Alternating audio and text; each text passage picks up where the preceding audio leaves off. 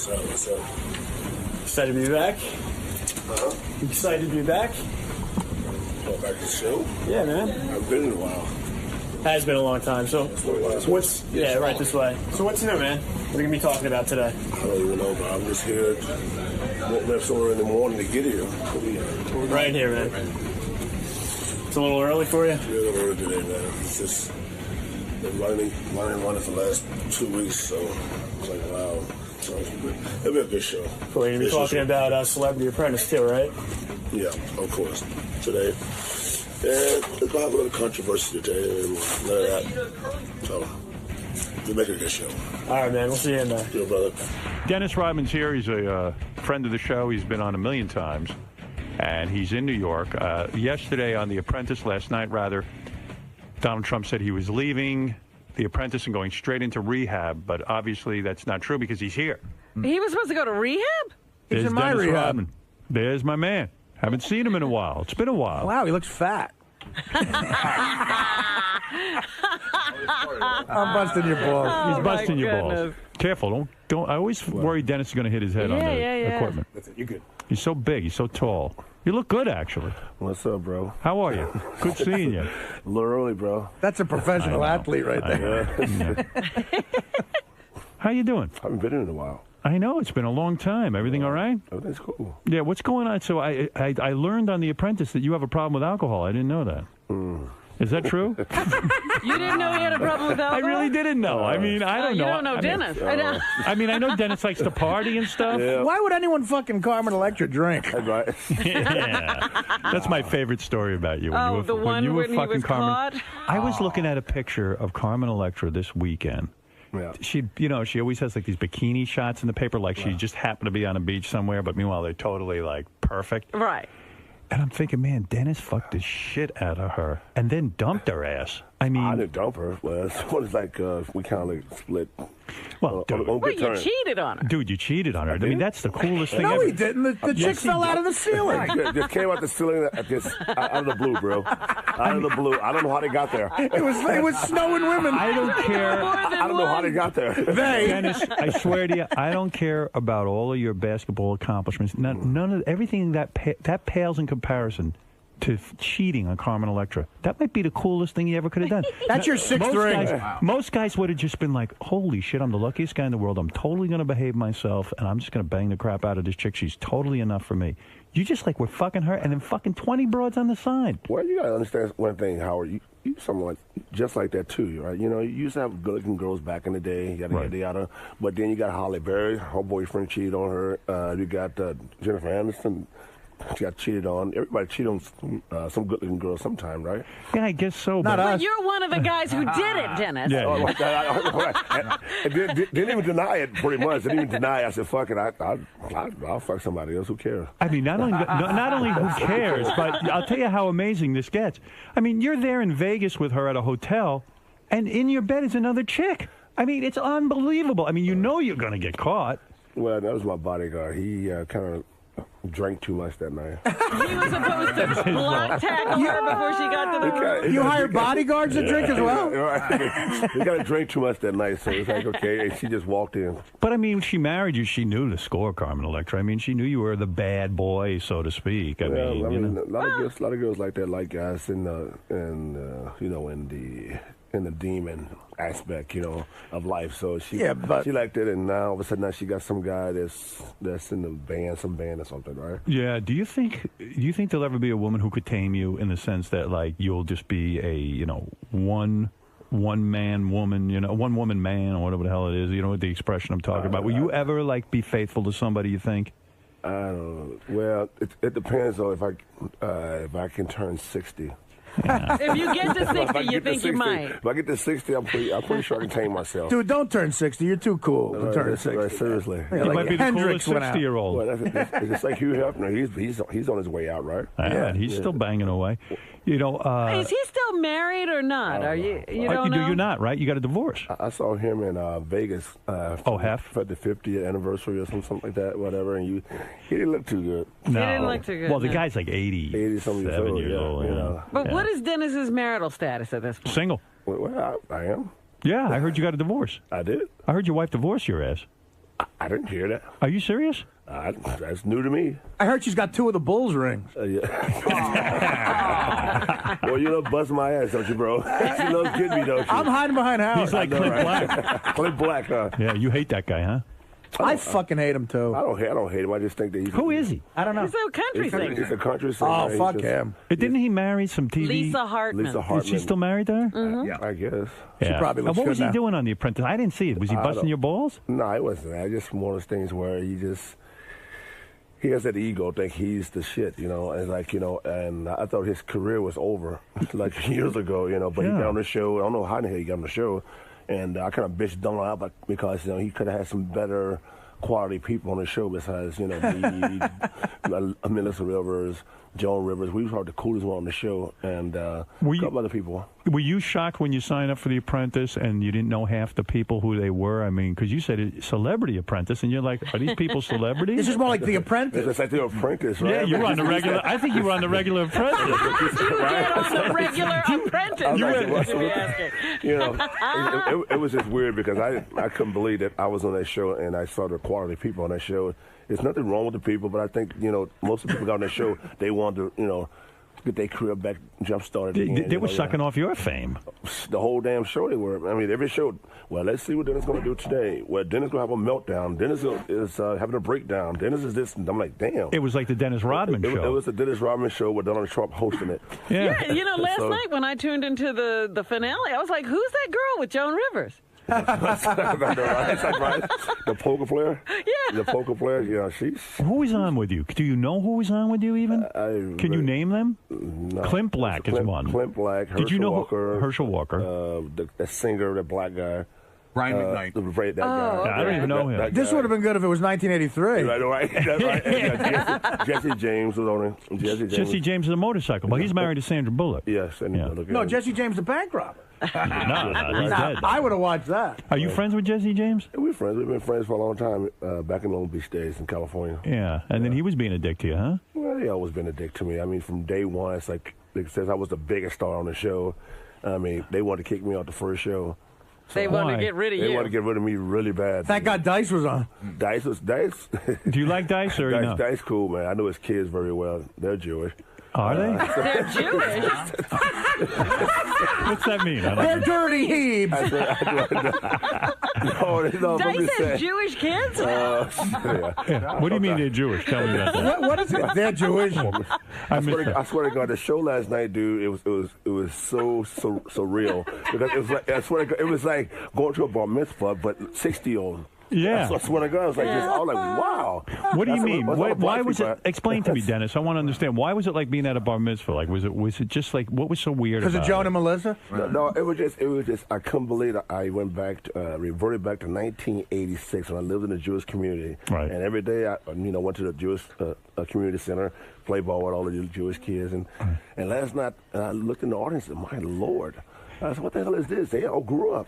They all grew up. I said, it was like, wait a minute. Do you have videotape of you playing ball against Jewish kids? So let me guess, you won? How did you get any good? It was Dennis versus a team of 5 Jewish kids.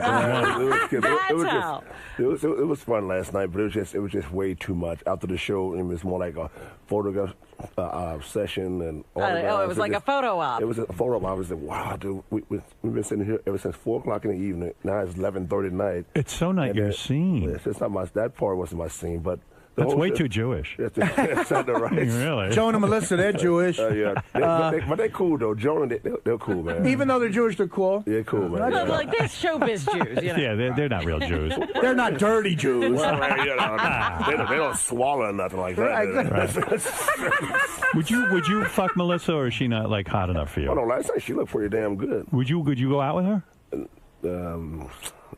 Well, you know. Would you fuck the Jew right out of her? No, I just for my status. Yes, I'll fuck her. You would fuck her. For his status? For my status, that's it. It's very nice of you.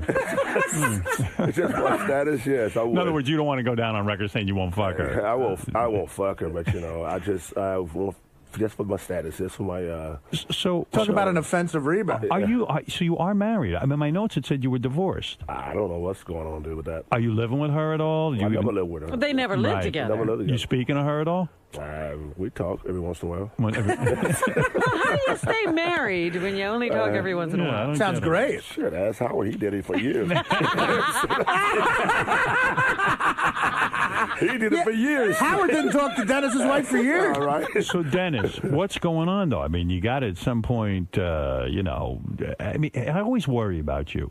Are you okay financially? Everything good? Did you do The Apprentice for the money, or did you do it because it was for laughs? Just for laughs. Just for laughs. You're okay financially? I'm cool, man. Everything's He straight. better be, man. He probably made tops between $6 and $8 million a year. I'm cool. I'm just, I like land low in Miami right now. I live in Miami, so I love Are you living in Miami? That's Yeah. nice. You left California? Yeah, and guess what? I'm living at in a Jewish community. You love Jewish people. I know they're cool. No, they're cool. It was just wow. I just couldn't believe it. I thought it could be more like the Homogenous community? It's more like just people coming in, paying tickets to come in and see us for The Apprentice, but it was more like invitation. Right. Only. Yeah. Why the Jewish community? Why are you always with Jewish people? Because he can still win in basketball. I don't know. I'm so attracted to them, I guess. I get. Did you ever date a Jewish girl? Oh, hell yeah. Yeah, you have. Yeah.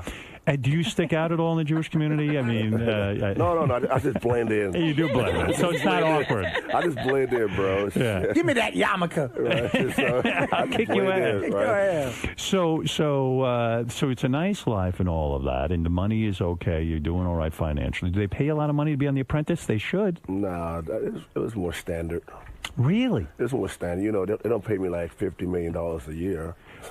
But I know, but is it at least 250,000? Yeah, it was something like that. Something like that. Yeah, That's something Trump like that. changed. You got to do celebrity rehab. There's good money in that, man. Yeah, or whatever. Yeah, what is this about rehab? Yeah, what is going on? Are you an alcoholic? No, I'm afraid there's who's not an alcoholic in the world. Thank you, Who's not an Dennis. Could you alcoholic? tell these Excuse me. motherfuckers? I said, look at your ass over that shit. Exactly. I'm Everybody drunk right likes to now, have a drink. motherfucker. I like to drink. Well, I'm just saying, no, dude, it was more of those things where back in the day, drank a lot, stopped, then went back to it again. Then now I'm pretty much going to this guy in Florida, name is Don Maines.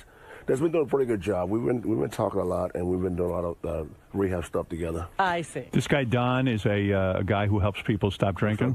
He's a bartender. Do you think you could really stop drinking entirely?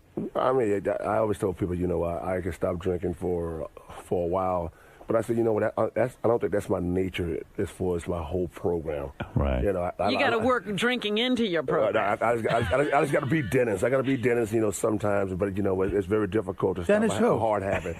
It's very hard to stop a hard habit. So your rehab, because I know like Artie's creating a rehab too for himself, and it's working. Your rehab will include drinking, though. You won't. No. I've tried that, man. It don't work. It don't work, bro. It Right. don't work that way. But, you know, I have to do it for certain reasons. And, you know, as long as I stay on that whole chapter right What there, about I'm you? good. Think about your 48 children. 42, that's my dad. My dad, he was doing all the banging, bro. So when's the last time you had a drink? I ain't had a drink since I've been here. No kidding. Since this morning. Not this show. Right. Don't go there. Don't go there now. Don't go there. No. You haven't had a drink since when? Since 8:40? Yeah, 8:40. All right. So you were out last night. You had a good party after The Apprentice. No, I wasn't out last night. I just went back to the hotel. You went to sleep by You yourself. needed a drink, though, last night. Well, you know, no, not really. Like I said, it wasn't a bad situation. It was just too long. What hotel you at? Huh? What hotel you at? Hotel where? You know What are you what? trying to get out of here? You know what? I understand what you're saying. In other words, you go on the show The Apprentice. You're a good sport about it. You go on, you mix it up, you do the thing. And then they keep you there and keep you there and keep you there. It's one thing after another. But I know you. Why didn't you just get up and leave? Oh, I did that 5 times. What, did they have a net? Did they catch you? No, they did. I left every show. I left every show. You left. Every show. Every Fuck you, show. Mr. Trump. I left every show. It was just so, you know, Donald's a cool guy. You know, you met Donald Yeah, before, sure. right? I like him. He's a cool guy. He's Yeah. a businessman, but it was the people. They drive you crazy. It was just like, my God, 15 hours a day looking at these people all day. A lot of Jews. No. Who'd you hate the most on the show? No, I didn't hate anybody. I just didn't.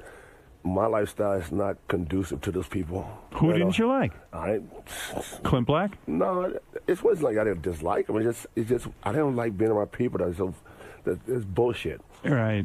Jive. That's bullshit. I mean, everybody's trying to be the man or the woman, you know, like I'm the smartest person on the fucking show, yada, yada, yada. And It was like being around 50 Bill Lambiers. Yeah, pretty much. So in other words, what you're saying is everyone was trying to win by showing that they were a good business person and smart and all this, and they were trying so hard they would annoy you. They would annoy me pretty much, and they just want like... But isn't that the idea of the show, to try to work be the together smartest and win the show? Well, I mean, win the show for what? That's what I Charity. say. We thought it was a charity. I know it's a charity, but I'm just saying, besides the charity, why are you... Why are you taking it so serious? Why are you taking it so damn serious? It's a TV show. Yeah. Besides the charity. But I guess if you don't take it seriously, then it wouldn't work, you know? Well, I mean, you got to take it, you know, as fun, like your job. It's very fun. Right. You've been on the show for how many years? Like 30 years or something. Like 52, 52 years. 60 years. That's what it feels like. That's what it feels like, bro. Yeah, you know what that's like. But did you get more tattoos? Now they're running up your neck. I don't remember them coming up that high. Yeah, I'm getting tattoos. I went back to get more tattoos. I feel like you're almost completely tattooed except for your face. Right. What about you? You would never tattoo your face. No, that's Mike Tyson, right? Yeah, I mean, you wouldn't That's do bullshit. that, right? Mike, why did you tattoo your face? Because it gets me a lot of pussy. Now I don't have to rape bitches. I can just fuck them. I just go up and say, I'm Dennis Rodman, and they fuck my ass. That Donald Trump's a ripoff artist. Oh, man. I fought for that motherfucker in the 80s. He ripped my ass off. So seriously, you're getting more and more fuck out tattoos? of Michael Spinks. Is your goal to be entirely tattooed all over your body? Well, almost. Yeah. Almost. And what's going on? You see, this is why I worry about your money. You know, Dennis is such a target. He really is. He, I read this, and tell me if I have it wrong. The report was some girl claimed that you sexually harassed her, like you rubbed up against her or something somewhere. Like, that's believable. And you didn't even show up to court to defend yourself, so you had to give her like $250,000. That's what I read. Is any of that true? No, she claimed that this is how sick and stupid the world's gotten. She claimed that I went to Vegas. I was at the Hard Rock. You should know about that one, right? Oh, yeah. I've seen you there. That's where I saw your cock. Yeah, I think Artie has a case. Yeah, that's where you were. Yeah, Artie, you could sue him. I was in the sauna, completely clothed, trying to sweat all the coke out of me. And Dennis is completely naked. And Dennis was naked, pulling his dick around like it was a hose or something. This guy here, man. Well, you haven't changed yet, have it, bro? Huh? No, That shit. Don't laugh at me. This is my job. Go ahead. Well, anyway, yeah. But it was in Vegas, and this girl claimed. I mean, you've been to the Hard Rock bar, right? A bunch of the Circle Bar. No, not the Circle, the one when you walk in to the right. Oh yeah, sure. Right to the right, He's been at every bar. Yeah, you've been at every bar. Any bar in there I've been to, brother. Well, I mean, just over there. And she said I went behind the bar, grabbed her, forced her around the Hard Rock, started dancing with her, and then next thing you know, I slapped her on her butt, and she got embarrassed. So you That's said the whole story. I'm like, what? How did I'm gonna go behind the bar, grab you, walk you around the Hard Rock without security looking at me, and yada yada yada. And then 5 years later, you decided to sue me. So 5 years later. 5 years later. So why didn't Aren't you? there tapes all over those Vegas Yeah, that's what I clubs? said. I haven't seen one yet. So why didn't you defend yourself? Because no one got any. I didn't get any paperwork. What do you mean? You just had to shell out $250,000, and you I never. didn't say anything. My lawyers are fighting that because they never served me with any papers. Oh, they're fighting it now. Yeah, just never pay the bitch. Fuck Right. her. That's So ridiculous. they fighting Well, that. there's two sides to every story, but the But fact of the matter is, that's the side right there. I always tell people, can you see anyone going behind the bar? I mean, walk behind the bar without anyone said, Mr. Robin, you can't do this. Well, I could say it. But- No, Didn't Dennis hit you, Howard? I- Dennis hit you in Vegas. I'm just well, saying. I have a suit against him, right? But it's ongoing. But I haven't. He's served not him. going to be served any He hasn't papers. seen any papers yet. Right. No, what I'm saying is, you're going to win the case or lose the case based on the camera. They got cameras everywhere. They got cameras everywhere. So then you'll be defended if you have the cameras, right? I mean, you should win that pretty easily. No. Then I went back to Vegas. I went back to this is the good thing about this. I went back to Vegas about a week ago, right? And I went to this gas station. The next thing you know, this woman comes out the gas station and she said, Dennis, you know what? I need to talk to you. I said, great. Out the blue. Right. She said, Dennis, you know what? The bitch that we hired 5 years ago that's trying to sue you, bullshit. I was there. That never happened. Oh, so you got a witness. Oh, You got a nice. witness. No, the manager. She was the manager. Oh, that's great. So, okay. She said never happened. All she's been doing this ever since she's been been in Vegas for 10 years trying to sue people for money. Wow, that's amazing. So will you call her as a witness? Oh, it's already done. It's already done. All right. That's it. You know what? Your lawyers find a chick like that, you'll never pay anything. But shit, my lawyer wanted fucking $50,000. Wow. Yeah, you still got to pay the lawyer. You're saving $200. But that's the point. That's the point right there. It's going to cost you a lot of money. I'm worried about you. No, but it's like now these days. I mean, no matter what the fuck happens these days. I almost went to jail in Arizona 2 years ago. I guess it's how fucked up people are, man. It's just really ridiculous how people want to sue or do anything to famous people.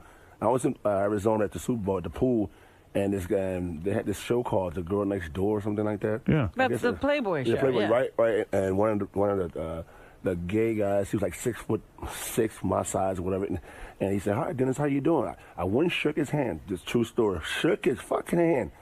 Then, Bobby, 3 hours later, he called us the sheriffs of Arizona and said that I scratched him.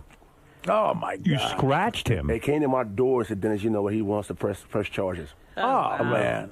I mean, scratched him by shaking his hand. You mean you were nice to him, shook his hand? I was nice to everybody, shook his hand. He went and showed the cops. He got video, pictures, and he said, "Dennis, did you do this to this guy?" I'm like, "Do what?" Scratch him where? Scratched him on his finger. Are you crazy? serious? True story. I was like, wow. And my lawyer said, "Dennis, what you do in Arizona?" I said, "Nothing. I shook some guy's hand." I believe it. There are such motherfuckers. You didn't shake his hand hard, like to shake him up a little? It don't matter if you shake it hard. It's like saying, "Okay, great. Every athlete, you cannot hit somebody on the ass, okay, guys? Damn." It's like that, right? Right. Yeah, it's fucking bullshit. Right? It's bullshit, Thank you, right? Mike. You can't take a chick up to your room and suffocate them. Shit. Wow. Oh man. So, okay, here I just looked it up. One of my guys, you're legally separated from your wife. I don't know if I am too. You don't even know. She didn't serve you with papers either. Nope. Jesus Christ. You don't worry about a thing, do you? That's what I admire about you. I whatever, legally separate. I didn't even know that even happened. I mean, I gotta tell you, it's so crazy because I stress out about everything. You know, when I get legally You're a separated, micromanager. I am. When I get legally separated, I'm all affected by it. I know about it. I mean, I've been legally separated, and it's like I get all upset. You know, I get like, oh my God, I can't believe what's happening. I got to get a lawyer. I got to, it's crazy. And you would know what stage you were in this legal separation, whether you're going for the divorce or you're getting back together. Yeah, I mean, you don't like sweat this stuff out, man. You're just going to live your life, and you don't worry. Do you ever worry about anything?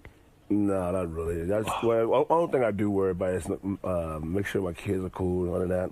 Right. I mean, if everybody else, around me that's not affected by certain things, I don't really give a shit about that, man. So the broad you separated from, you got some kids with her, right? Yeah, two. Yeah, but she's in California, right? Yeah, she's in California. I don't really go back to California unless I have to. You might have to check in on the kids once in a while. Well, the kids, I hope they come see me. If they don't, well, how women are with kids, Yeah. It's ridiculous. It's ridiculous. How old are those kids? 8 and 7. 8 and 7. Well, listen. Do you talk to them by phone? I try. Oh, dear. I try. Are they boys, girls, boy and a girl? Boy and girl. Boy and a girl. Yeah. So, no, it is. Here we go again. Here we go again. That's my third one. Third wife. Don't you have an older kid too, Dennis? Don't you? Yeah, she's 20, going on 22. Are you talking to her now? Finally, after 18 fucking years. Yeah. God damn, after $2 million later, yeah. The money ran out. Now I can talk to her ass. Yeah, because I can remember watching like Geraldo 20 years ago, and the smoking hot blonde was on there with a baby, bitching about Dennis. Bitching about me. Yeah. Boy, these women, I tell you. Well, just like Alex Rodriguez, his wife. Yeah. I don't know why she divorced his ass. What do you think? Yeah, because he was cheating on her. What a bitch. Oh, she probably wanted. What did these women want? Yeah, what do they want? My God. I mean, technically, how do you legally separate from a woman you never lived with anyway? That's what I'm saying. How do you do that? I mean, if you're gonna, how would you know? How would you do that? How do you do that? You were never legally integrated. No, I wasn't. I would never live with her. It's the truth. Well, how do you do that? So why did Trump announce last night that you were going straight into rehab? What? No, I know. Well, it's for the ratings. For the ratings. For the ratings, and today I'm going back, like I told you, going back to go back to the classes and stuff like that. Right. And go back to talk to Don and start doing some activities, work with him. So basically, I think that whole thing on the show was blown way out of proportion. But they wanted the ratings. I mean, when that show happened, I did that. I really did that on purpose, and people don't believe that. I said I wanted to be out the show so bad. So what is the worst thing I can do besides fuck Donald Trump and his wife? You know, that would have been the greatest. You would fuck Donald Trump's wife on the show. It would have been wild. Oh, my God, I wish you had done that. You and Melania. You don't think you could get her? Did she give you a vibe that like maybe she was into you or anything? No, I'm just saying. It's just really weird. It was just really weird because me and Donald have this weird like connection as far as like he'll say something, I'll say something. But his wife is pretty cool. She's sexy as hell, you know. And Donald knows how to get girls, you know. You know how it would have been wild if you started having an affair with his daughter, Ivanka. Well, he said at the first show. He said, "Dennis, you cannot have sex with my daughter." Whatever you do, don't fuck his wife. He hates that. Nah. Why can't you have sex with his daughter? Are you not good enough? I mean, it's not that. I just think that, like I said, it's for the ratings and stuff like that. See. I don't know, man. Donald Trump once I was talking to him about O.J. Simpson, and he said that O.J. Simpson was in his country club. Right. And I said, what happened? He said, well, we kicked him out. And I said, why? He goes, well, we don't want that kind here. And I said, really? Murderers you don't let in? He goes, he murdered somebody? All right, that was a joke. That was a joke. But, Dennis, so you're not worried about talking to your young kids at all? I mean, you just like, is that something you don't care about either? I really have put that way behind me because, you know, I look at where, you know, the woman's going to do what she got to do. And plus I live in Miami. She lives in California. So it's like, I've been through down this road before, man. So it's just to do any good for me to sit there and try to fight her in court to see my kids. So if she wanted, let me see the kids. Let me see the kids. When did things go bad? Because, you know, we saw you two together. You seemed to be on the same page. You seemed to understand seemed very each much other. in love. Yeah, she was a 5-foot white woman, and you're a 6'11". You know what was with Dennis too? I picked this up whenever I saw you with your wife, and not a lot, obviously. But the fact is, it was almost like you didn't really even like her that much. You know what I mean? Like you didn't really. You know what I mean? Oh my God. Was true. No, we kind of more like just walked into our own beat, brother. But I get it. She was annoying. I never got why you even married her in the first place. I mean, because you didn't really seem to be that into her, you know? Well, I've just been Dennis. Yeah. Doing some stupid shit, you know, whatever. You live with your regrets and everything. I feel bad about the kids, but you're saying that the wife won't let you see the kids? Well, it's not that. It's one of those circumstances. Broads are crazy. They really are. No, I don't know. Come on. It's all good. I'm just trying to make sure Dennis doesn't punch me in the face. No.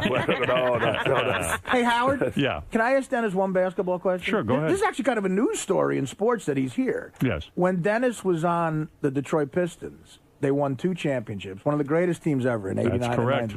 and 90. And their coach was a guy named Chuck Daly, one of my favorite coaches ever, and he just died the other day. Mm-hmm. And what do you think about Chuck Daly, Dennis? Were you good with him? Were you cool with him? Oh, he was straight, man. He was more like a father figure to me when I first came in the league because I was more like a 25-year-old guy coming from the country, and you know, and like, wow, I didn't know anything. Right. And then he just took me under his wing and said, Dennis, you know what? You just be patient. Be patient. Things gonna come. Things gonna come. But you know, he was just he lived right down the street from me in Miami. What do you mean? Be patient. Things are going to come. When you first got there, you were impatient that you weren't starting, or you. Well, no, not necessarily impatient because I was so elusive and live. You know, a wiry kid just running around, yada yada yada. He just said, "Slow down. Things are going to come to you." So he was like really your first mentor in basketball. That really counted. Yeah, it really counted, and it was just sad the fact that I had to go somewhere last week, and he died last week, and it was just. It's just weird, man. It's just like, wow, he's like one of the biggest pioneers of the game. And it's like, you know, he coached one of the best teams probably ever on the planet back in 1992 for the Olympic team. So, the original dream team, he was the coach. Are you saying that you wish you could have gone to the funeral? Well, I wish I could have. I don't think it's the funeral this week. I think, he might not be buried yet. Yeah, no, he might be buried like today or tomorrow. Maybe you should go. Well, I think I might go tomorrow. I think it's tomorrow's Wednesday. You should go, man. I bet that make you feel good. I'm going to go probably, if it's tomorrow, I'm probably go tomorrow. Go back there and get my, You know, it's amazing, though. You know, you talk about basketball. I go to the Knicks games, you know, and they're not doing well. But I love going anyway. I love the Knicks. And I love the history of the Knicks. But, man, you realize what it is to put together a great basketball team. It ain't so easy, is it? It's not as easy as it looks. It ain't easy, man. Not these days. I mean, it's like whoever runs the New York Knicks and whoever owns that team needs to get his ass whooped. Yeah. Because I don't know why. Because, you know what? You got a guy, one of the great point guards, you know, at his size, sitting on the bench making $23 damn million a year doing nothing. Yeah, but don't you blame Stephon Marbury for that, though? It's not even that. Then he went to Boston, did the same thing, he's not doing anything. Yeah, it's his problem. It's his problem, but I think the players today, the money has been such a more of effective to them. It is ridiculous. It's ridiculous. I mean, there's no, besides LeBron James and Kobe, and those guys, they play because they love the game, but it's like most guys are getting $16 million a year, don't even play. Don't you wish you were playing now? I mean, don't you wish, could you imagine the money you'd be pulling down? I mean, if the Knicks get someone like you, you know what I mean? I couldn't play today because these guys today, they mentally don't know what the hell's going on. They're not the mental strength of, let's say, Michael Jordan. And Larry Bird, the Magic Johnson. Look, they go over to the Olympics now and they lose. How are they losing in the Olympics to the Ukraine? You used to get so much shit for your attitude and this and that and the other thing. Meanwhile, you were showing up to the games and you were playing hard and you were winning championships. Howard, he's got 5 rings. That's what I'm talking. That's insane. That's crazy. I mean, but I guess so much flack due by this being me, and all of a sudden now you see everybody in the NBA. This is some fucking comical. This everybody in the NBA got tattoos, got this, got that. Right, they're all you now. They all like some wild. All of a sudden now it's so cool now to have tattoos. You feel you were sort of ripped off your whole thing, your attitude. Well, he broke the ground. He swung open the door. Yeah, there were no guys with tattoos before you, right? I mean, not to the extent everybody that just put on their uniform and hit the court. That's right. That's it, right? You know how effective he was, and this to me was the brilliance of a Chuck Daly guy too. Dennis was so valuable to that team. In 1990, when they were at the peak, the Pistons, I went to a Knick game. And I swear to God, when the Pistons were on offense, they would shoot the ball, miss, Dennis would get the rebound, dribble it twice, give it back to Isaiah, and then 5 straight times that happened. And, that means you're going to win. Awesome. Yeah, you can't lose if a guy keeps getting the ball back for you. Right. Man, that's beautiful. That's cool, man. Yeah, it is cool. Hey, did you have I read this somewhere, that you had an intervention, to go to rehab, and Phil Jackson showed up? You hear a lot of these things, don't you? Didn't Phil Jackson show up at your intervention? At an intervention? How cool is that? I wouldn't say intervention. It wasn't an intervention. It's more like a gathering. A gathering. It was just a hangout. People wanted to get together and talk. They wanted to get together and talk about certain things. I had a weird one, too. Yeah, but Phil Jackson showing up at an intervention is fantastic. I mean, I would call it an intervention. It's an intervention people want to go to. Yeah, I mean, that's a happening. I wish I could have been there. Yeah, I said, how do you have an intervention with people, besides Phil Jackson, that drink too? What did Phil say to you? I mean, did Phil give you advice at the gathering? No, it wasn't even that. I mean, people, like I said, you blow things out of proportion, and the fact of it is that when you got 4 people in a room or a house, whatever, and then how would that leak out? I don't know. You tell me. How would that leak out? Because I know I didn't say anything. You think Phil Jackson went to the press? No, Phil Jackson didn't say anything. Phil Jackson. So who do you think said it? They didn't say anything. Who do you think was the culprit? It's only one person, brother. Who? Only one person. Who was it? Your wife. Absolutely. She was there. So you think? All right. Now this is a big issue. Yeah. Let's not call it an intervention. A gathering where some people sat around and talked about maybe your drinking was out of control. Phil Jackson, you, your wife, and maybe one other person. Oscar right? Robertson. Yeah, that's why. The other could it have been the other person? My Bill satellite. Could it have been the other person? Yeah. Could it have been the other? But the only people there were just you, your wife, and Phil Jackson. No, 2 other people, but that's insignificant. Rick Mahorn and Isaiah Thomas. You don't think the other 2 Larry people Bird could made have squealed to the press? Really? Magic. No. Okay, you trust the other 2? No, not trust. It's just I know who did it, and it's just. You spoke to your wife about it? No, I don't need to speak. I know who did it. How do you know? It's just, I guess it's one of those things where it's like, why would you even say anything about that? Just in general, why would you even say anything like that? Especially, that's very private. It's just very private, and whatever happens, so. But it's like, I don't get it. I just, the other 2 guys would not do that. Well, I know they didn't do it. There's no way James Dumars would do that. James Dumars. Boy, that's fucking you. James Dumars. Huh? I'm a fan, man. You sure are. How come what happened to that guy that used to hang around with you, that manager type guy? Is he out of the picture? White guy? I think he was a Jewish guy. Yeah, the one living in Jersey? Yeah, what happened to him? Wasn't his name he out? Dwight? He's on the outs or what? Is he still in the Rodman? No, you mean Darren. Darren. Yeah, what happened to him? He's working with the Iron Sheik now. He's right. I saw him last night. He was there last night. Oh, he was. He's still working with you. He's still working with you. We're still doing a good job together. So Team Rodman is still together. We're still together. All right, that's good. We got everybody together. Listen, first of all, Dennis Rodman is a great man. He is all over the place. What's he up to now? What are you? What's the game plan? Are you plugging anything? What's going on? It's a lot of things going on, but I just can't get into it right now because I got to catch a plane, Howard. Oh, you do? Well, right. That's what I'm saying, but it's like, I got to catch a plane. Are you plugging anything besides every blonde in Miami? Yeah, pretty much. You fucking all white women in Miami, or are you fucking any black kids, black girls? I mean, do you go out with Where you going with that, Howard? I know you fucking black kids. Are you discriminating? black kids? I know you fucking black kids. Young black kids. Who are you fucking? Dennis Rodman is fucking 3 half black kids. Who's hiding in the ceiling is what I'm asking. Really, what's going on? Yeah. No, in Miami, that's where black guys have told me this. They go to Miami to fuck white chicks. Because white chicks will fuck black guys in Miami. Right? But first of all, I love all Miami. kinds of people in Miami. You got to be black or a fag to get laid down there. Yeah, like. And if you're a black fag, holy shit, man.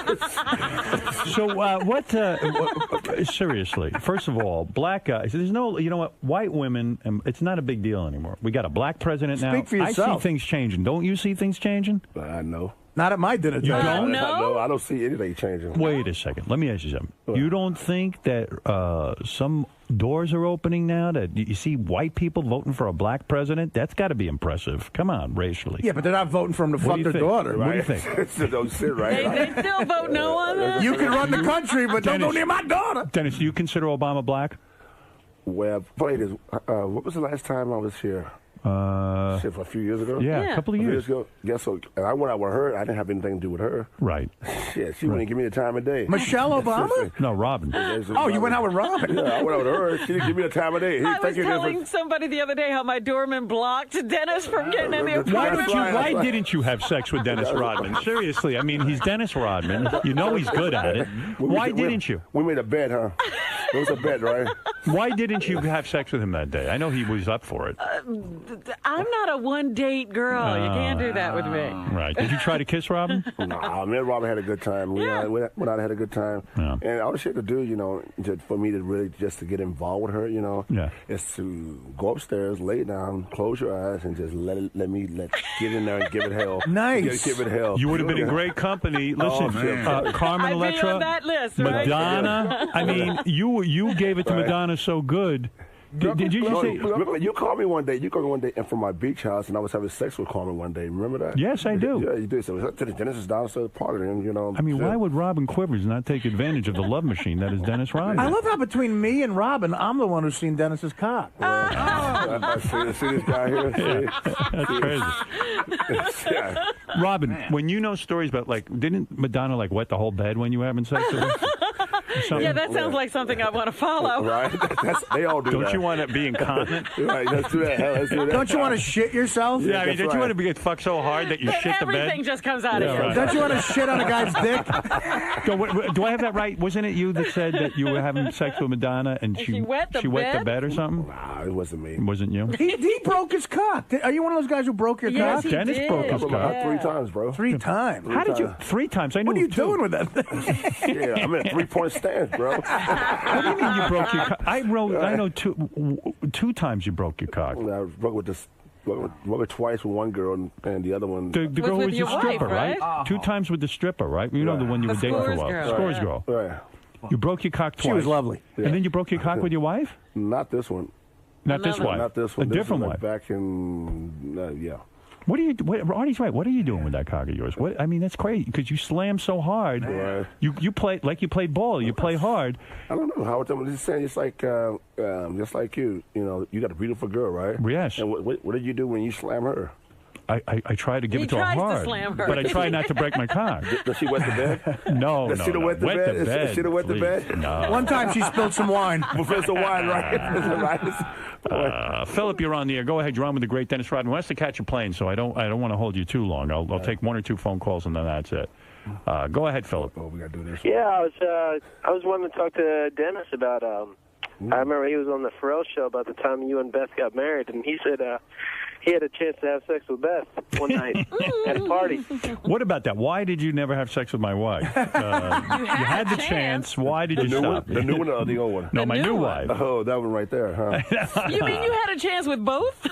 I had no idea. Wow. Who knew? I cannot. I was going to have Dennis over the other day, but I don't dare. You know what, Howard? You know what, Howard? Right. You know what, Howard? You're a good man, because at this point, Dennis would be beating me up because I tried to punch him in the face. If he brings that up again, I'm dropping him. Thank you for not having sex with my wife. Oh, it's my pleasure, bro. Yeah, because my pleasure. Just let me know anytime you have any marital problems. I come over. Dennis will be your best friend. Thank you so much for that. Well, Dennis, where are you taking the plane? You taking the plane right to Miami? Right to Miami. Boy, you must have a nice spread out there. Huh? You got a nice house? It's all good. Will you fly the plane directly into a white chick's pussy? This guy doesn't stop, does he?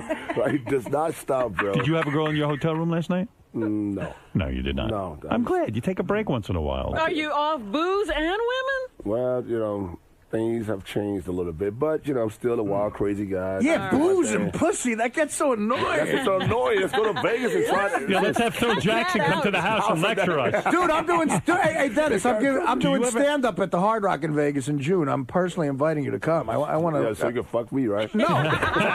So I can fuck someone you don't fuck. Do you ever have guys that want you to fuck their wives in front of them? I just had a guy the other day ask me that. You are kidding me. Just asked me the other day. Said, my wife wants to really fuck you. I said, why is that? And she said, I want to fuck you for like the last 15 years, but I got married, but my husband wanted to see you fuck me so he could sit there and jack off. I'm like, what? That's no fun. Dennis, do me a favor. Could you fuck my wife? Yeah, I'm like, I get it all the time, bro. It wasn't Gary Dell'Abate, was it? No. You sure? No. But although after that pitch, after looking at that pitch, I think Mary wants it. Why wouldn't you fuck his wife? I mean, was she not attractive? Oh, she was hot as hell, bro. Right. Girls are weird, man. They're You just didn't want the dude. You would have fucked his wife. Howard, you act like you have never been in that situation before. Howard. I understand your wife is hot, blonde. Is she still blonde? Yes, she's blonde. She'll be blonde for another 40 years. Calm down a minute. So you're like you've never done this before. No, I'm saying no one's ever asked. Well, one time a guy did. Don't stutter. Listen, that's got to be bullshit because people ask me. I know, right? You ain't worth a shit.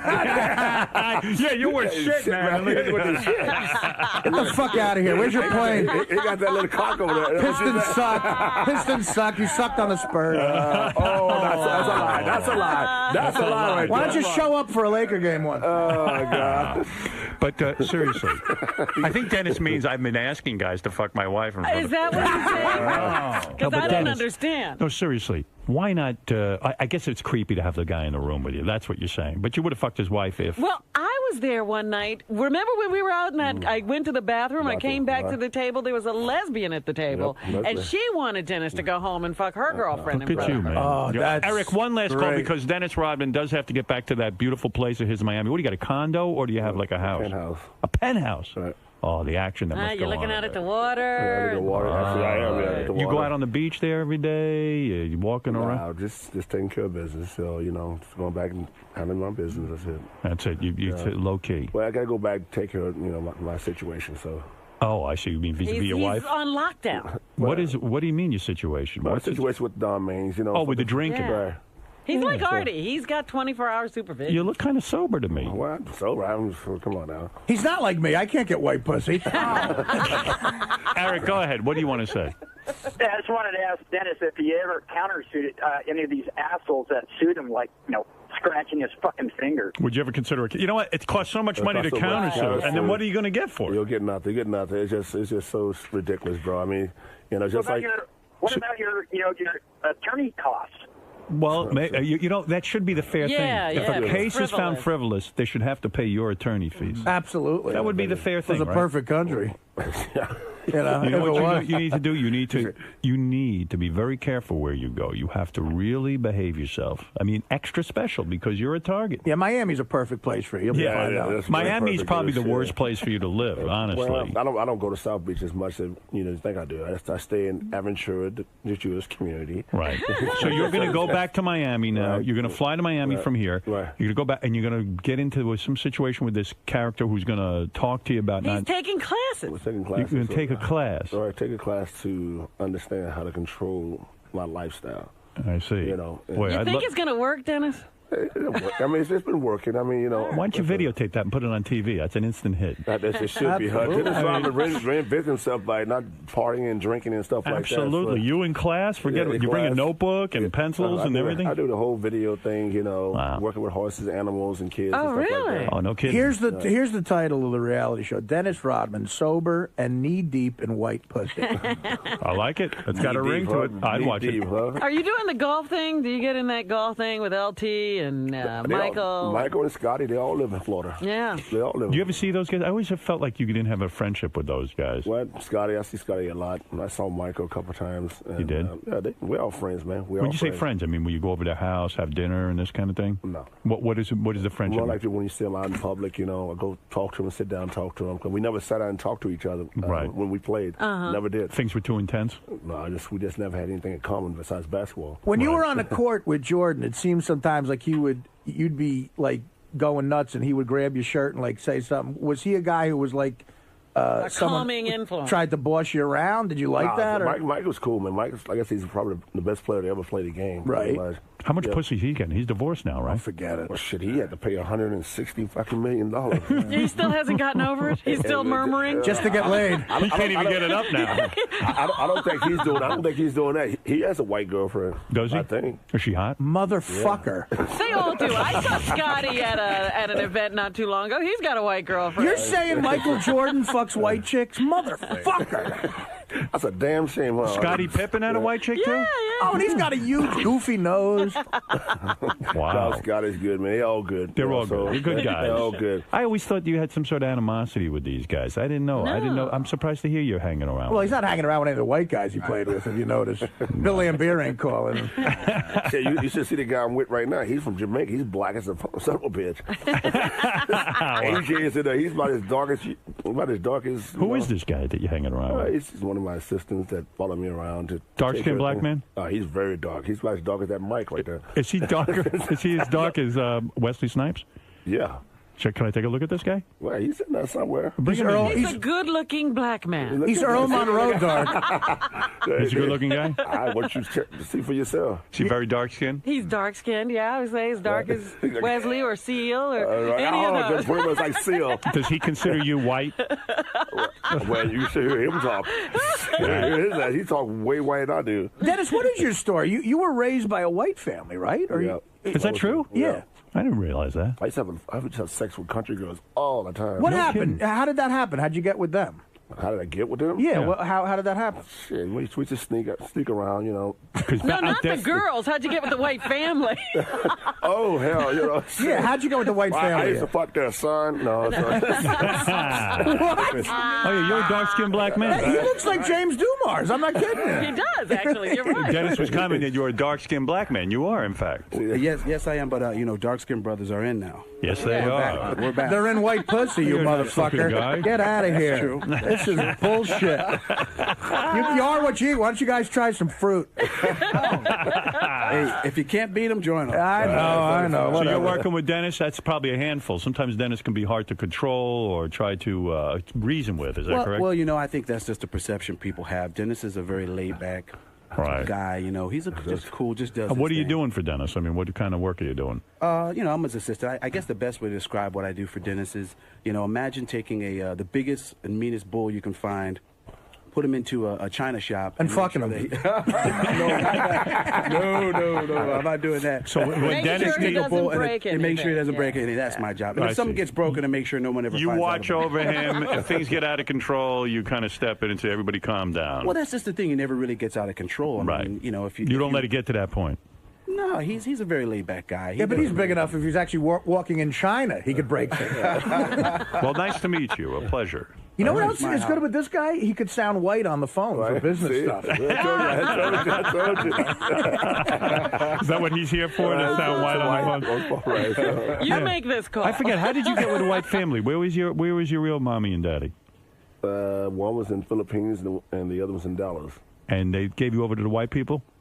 No. Did they move away while you were at school? It wasn't that. You came home one day and they were gone? It wasn't that shit. I went to jail and she said get out, and that's how it happened. Your mom said get out? Yep. That ain't right. Well, Your mom's supposed to let That you. was good for me then. You're not in touch with the original mom and dad, are you, anymore? No. Yeah, fuck that, man. But how old were you when you went to jail? About 20, 21. So you were an adult when you lived with a white family. That's when I started playing ball. I was 22. Right. That's right. Yeah. So when you went to live with the white family, it wasn't a very racist society there. They would just. Yes, it was. They would fuck. Won't you read the book? I remember reading the book, and I'm You're drawing a saying blank. it wasn't racist? They put a shit. basketball in his hand as soon as he walked in. Well, Robin, look at him. I mean, he's not 5'8" and Saying fat. the white girls, they all wanted to fuck you. That's not racist. The white women are not racist. That's a different kind of racism. You got to say things are improving. They sure are improving. That's right. Could you imagine Is he's that 22 weird years old? that whites introduce you to basketball? Hey, can you imagine at 22, your parents give you away to a white family? Right? That's How about amazing. that? That's kind of cool. If you stayed with the black family, you might be an accountant now. He'd be a doctor. That is crazy, you know. Your parents can't give you away at 22. I know, right? No, man. They gave me away, though. They gave me away, dude. Get out of the house. Did you say that? Wait a second. I'm 22. I'm living in this house. Fuck you. You leave and go live with the white Dennis people. is like, the mother's like, get out of the house. He's like, why? Because I went to jail. She's like, no, because you're 22. How did your mom and dad find a white family that would take you in at 22? She didn't find out. Well, Dad wasn't even in the picture. Dad was he was over there in the Philippines. Those are very nice white people, because I mean, you can be intimidating. You're you're a tall man. You're very. They strong. sound weird to me. They're cool people, but you know who was a cool pimp back in the day? Who? It was three guys that was cool as hell back in the late 60s, early 70s. Who? You got to know who they are. James Caan. No, he's a white. Walt Frazier. Oh, black guys? Black guys. Walt Frazier. Where? No. Clyde. Clyde. Clyde probably in New York, right? Earl the Pearl Monroe. Fred Williamson. We're talking about Rick James was fucking a lot of white girls. Yes, Rick that's James true. And Jimi Hendrix. Oh, yeah. Hendrix was the coolest. Hendrix got more white pussy than the two of you guys together. Hey, forget about it. Then in the 80s, you got fucking the little short guy. Prince. Yeah. Absolutely. Prince had a white pussy farm. Right. Yeah. He actually grew white Prince pussy. was raising. Didn't Prince have Carmen Electra chained up in a basement for a while? When's the last time you saw your biological father? Ah, shit. On TV, probably. No, that was a couple of years ago, right? Really? Oh, really? He Couple showed years up? He fell out of the ceiling. Yeah, he fell out of the ceiling, you know. What did you say to him? Did you say, hey, get out of here, man? Shit, dude, I don't know what to say to him, man. I never saw him in like How did you 35 see years. him?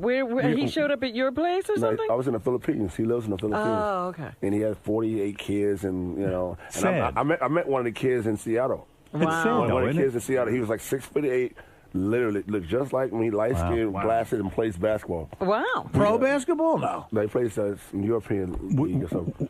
Isn't it the saddest thing? I mean, the This old guy man. makes basketball I mean, players. seriously, does it make you sad? Do you ever reflect on this and get sad? No. Yeah, that guy's you cock won't is like a basketball factory. You won't let this make you sad. No, hell no, dude. Why? Because you consider that feminine? No, just you know. What do you? That guy's balls are like the NBA Hold on one farm. second. What are you saying? You're saying that you don't want to feel like crying because that would make you feel feminine or something? No. Or have you done a lot of therapy? Have you done therapy about this Yes, stuff? I've done so much therapy. I wear dresses. You fag. You've done so much therapy. You've worn dresses. I wear dresses. That's right. I wear You dresses. did. So what the hell? He's going into guys' saunas naked. Since you going that route. So you've never cried about it. You never cried about, I want a father. I wish my father had been with me. No. You want to let it out right now? No, that's okay. Are you going to hold Do you him think up? maybe that's why you were drinking? What are you doing? Do you think that's why your partying got out of control? You still? Yeah, I feel so alone. No, so, you're hiding the emotions behind losing your father. That's what it is. That's what it all is, bro. You know, forget. Do you ever everybody fantasize what it might have been like to have a dad around when you were a boy growing up? Yeah. And so that's got to make you sad.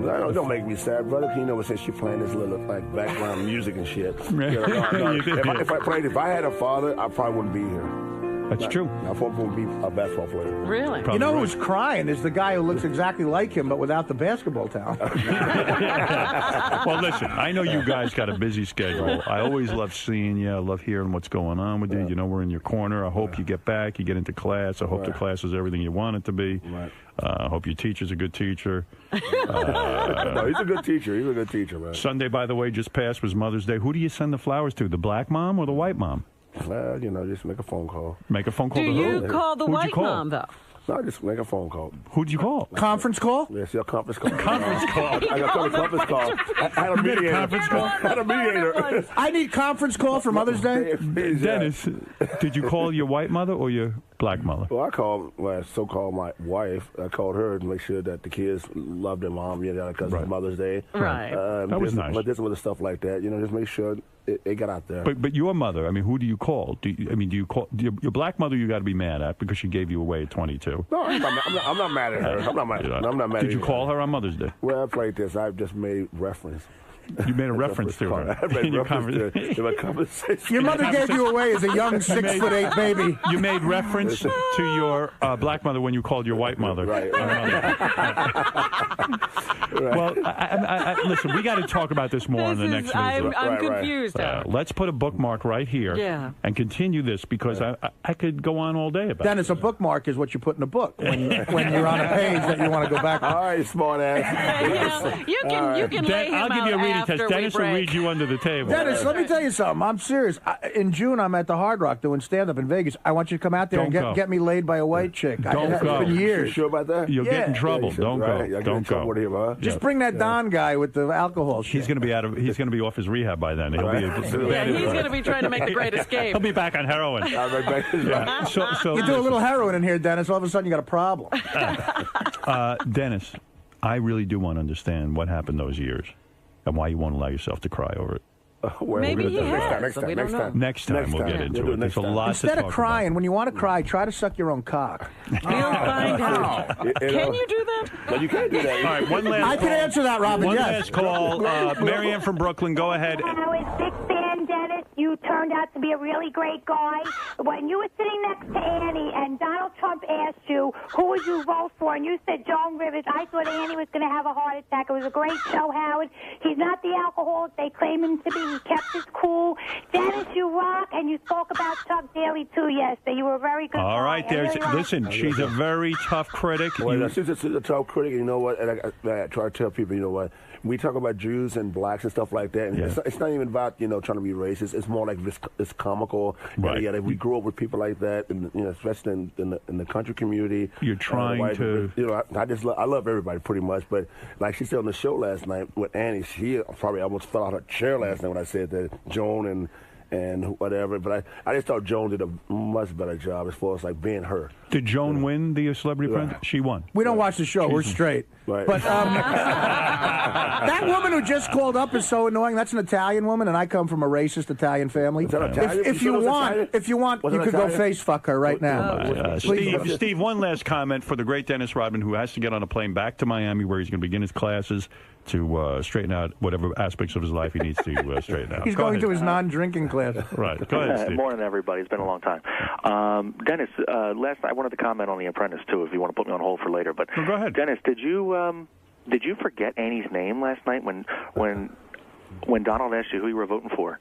You said, I got to go with my girl, and then you didn't say a name, like you forgot her name.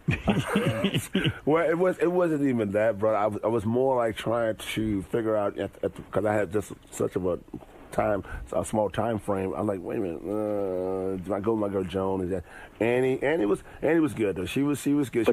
He already said he felt that he was on the regular Apprentice. He didn't recognize him. First of all, dude, that's surprising to you. If you got an hour to kill, we'll ask him his kids' names. Right. I'm sure Dennis can do that. He knows his kids. I bet the Jamaican assistant can name him, but not that. All right, high pitch Eric, go ahead. Hi, Dennis. How are you? All right, quickly. Oh, that's fucking. Oh, this chick is hot, Dennis. Yeah, now you you can see talk her. about. This is a white girl you got to fuck. I'm sorry that Donald Trump fired you, but White Castle is hiring. Oh, that's very funny, High Pitch. White Castle. Why don't you check it out since you need a job? Yeah, exactly. Let me tell you something. That was horrible. You are delightful. Cool, I only wish you the best luck with this class. I feel you're going to get an A+. I'm gonna get one. You're gonna do all right. You're gonna be all right. It's gonna be good. So it's gonna be good. So, listen, take it seriously. I know you got to go. You got to go catch a plane. It's hard to let you go. Right. You get in We're here. having fun. And to the Jamaican guy, blink twice if you're in trouble. You want us to help you? You know what? Artists are a piece of shit. You know why? Because they can't afford a town car for me. That's true. No, you guys didn't send a car. No, we don't have a car. You guys didn't send a car. You guys could have my car. You could drive that. Listen. I'm dating a white chick. You can drive her there. Don't bring up negative things. Could you take us to LaGuardia? Don't bring up negative things like we can't afford a town car. Yeah, that's not negative. That's not negative. The stock's at 10 cents, Dennis. Did you read the stock market? Yeah. Serious stocks like that. Everything here will be at a chop shop in Queens in 2 weeks. Brother, get a ride. If you want, Tim Sabian has one of those bikes where you can he'll a rickshaw. have a rickshaw. But listen, I'm proud of you. Good, brother. You're a great guest. You're great on The Apprentice. Everyone is raving about you. I only see big things. Come see us sooner so we can get back into this. Don't stay away so long. Don't stay away so long. All right. The great Dennis Rodman. I don't even know your assistant's name. AJ. AJ. Great to meet you, AJ. And we'll be back right after these. Anything we're plugging? Appearances? Nothing? My birthday party. When is it? That's tomorrow. Saturday. Tomorrow? Saturday, Great. At the Hard Rock. Well, there goes the class. At the Hard Rock. He's going to flunk that class. Good luck. All right. We'll be back right after these words. Dennis, how'd it go, man? It was cool, man. Got my good friend Chuck Zito over here, having a good time. Howard, always a blast, as usual. He's concerned about you. He wants you to get better. Oh, yeah, he's good, man. He's good people. A lot of people are going to see me persevere and get things together and have a good time, bro. All right, man. Good luck with everything. Cool, brother.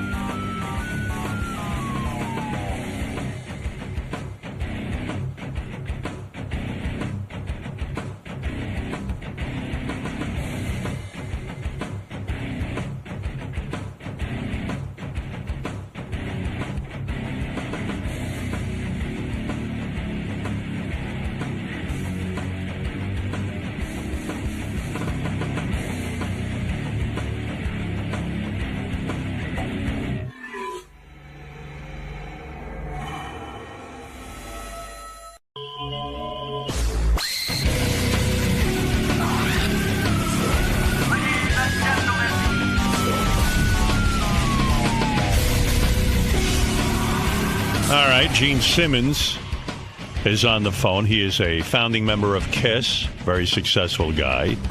Originally, Gene was supposed to come in with Paul Stanley. We were going to see them here live today, but from what I understand, and maybe Gene, hi. Good morning, Howard. Good morning. What a nice lead-in. It's charming. Do you have twat cream? And now here's Gene Simmons. Yeah. Well, you followed worse, I'm sure. That's right. Very classy. I appreciate that. All right, go ahead with the Paul question. Okay, and if you can be serious about this, I would love to really know, because KISS is a very, very successful business. And you and Paul and the rest of the guys all started out together. Listen, you were young guys and you started a band, and what are the odds of it all working? And it did. It worked. KISS became very successful and still is successful. In fact, we're here today to celebrate your new album. But, I get the feeling that Paul and you were booked together, and you two guys really dislike each other. Oh, that's not the case. The opposite is the case.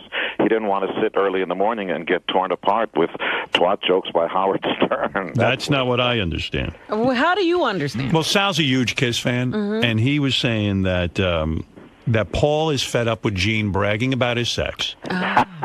And also that Paul refuses to go on Gene's reality show, which is in its 4th season. Well, that's true. No, the 5th season shooting, as a matter of fact, tomorrow here in New York. Does that upset you that Paul won't do your show? No, he's just a private guy. He's got 3 kids. Erin, his wife, is right down the hall. And the beautiful Shannon Tweed, who you, Howard Stern, married man, want to devour. I've seen it. Yeah, she's a beautiful woman. Yeah, well, I've seen it. You're lascivious, and even though you have a ring on your schmeckle finger, I've seen you look at her. And also, Yeah, I think Gene's wife is very attractive. And I'm not married. Don't play that game. Gene's girlfriend is very attractive. Wouldn't they be considered common law? Common law wife. You don't. What you need is a cohabitation agreement with individual counsel, and then it nullifies and invalidates any loss of land. Yeah, I think Gene's pretty well. He's so up on the law here. He probably sat with a team of lawyers and made sure he wasn't getting himself into anything. But it's funny. I recall the last time Gene was here. He was here with his beautiful wife. Yeah, you're girlfriend. killing me. And I said to Gene, I'm not married. I'm going to do that every time you do that, so we can do the laugh every time. But we have to be factual, Howard. I said to Gene, why is it you've been with this woman so long, and you still fuck around? And Gene said to me, look, I don't fuck around on my wife. And I said, Gene. He said, I don't fuck around on my wife? That's right. I mean, not wife, his girlfriend, or whatever, living, whatever. So I said, would you take a lie detector test? And Gene said yes. Now, I told Gene he couldn't tape it for his TV show, so he went ahead and he went on Adam Carolla's show and did the lie detector test. And did he pass? What happened when you went on Adam's show and did it? I passed. You did pass? Yeah. We're going to take his word for that? Robin Quivers took an oath of silence. And as far as I know, she hasn't said anything. Right, Robin? I haven't said anything. There's nothing to say. Did you blow Gene Simmons? There's absolutely nothing to say. No, I blew Corolla. That's the difference. Yeah. Well, you should. Now, I just want to say, what a segue. Here's Howard Stern saying, the powerful and attractive Gene Simmons, he's probably here to promote something. And then your wonderful female announcer with the sexy come-hither voice says, and Howard Stern is celebrating the 5th year that he signed a multi-million-dollar deal with this. Yes, that's true. Come on. What? Kettle and pot. First, before the break, you said Gene Simmons is going to be coming on. He's probably going to be promoting something. No, listen, wait a second. You can't compare my career. Gene, you can't compare your career with mine in the sense that you sell everything. I do not. Yeah, but I don't call myself the master of media. I just call myself the master. The king of all media thing was a goof. Oh, really? Yeah, you sell everything. Listen to this. Gene went on eBay. I did not. Hold it. Did you not sell your kidney stone on eBay for $15,000? Yes. So there you go. How do you do that? But that was for charity. Oh, that was for charity. Well, of course. No, but Gene, you sell everything. Who's buying that? She lives down the road, and she needed another car. Gene will sell everything Kiss. Everything is Kiss, Kiss, Kiss. And but I don't put him down for it. I'm just saying I don't do that. No, I think you have a point. Sonic Boom, our first studio album in over 10 years, is being released, in fact, today or tomorrow at all Walmarts across the country. And Walmart, for the first time in their history, is giving us 4 Kiss corners. And every corner in Walmart, it's turning into Kiss.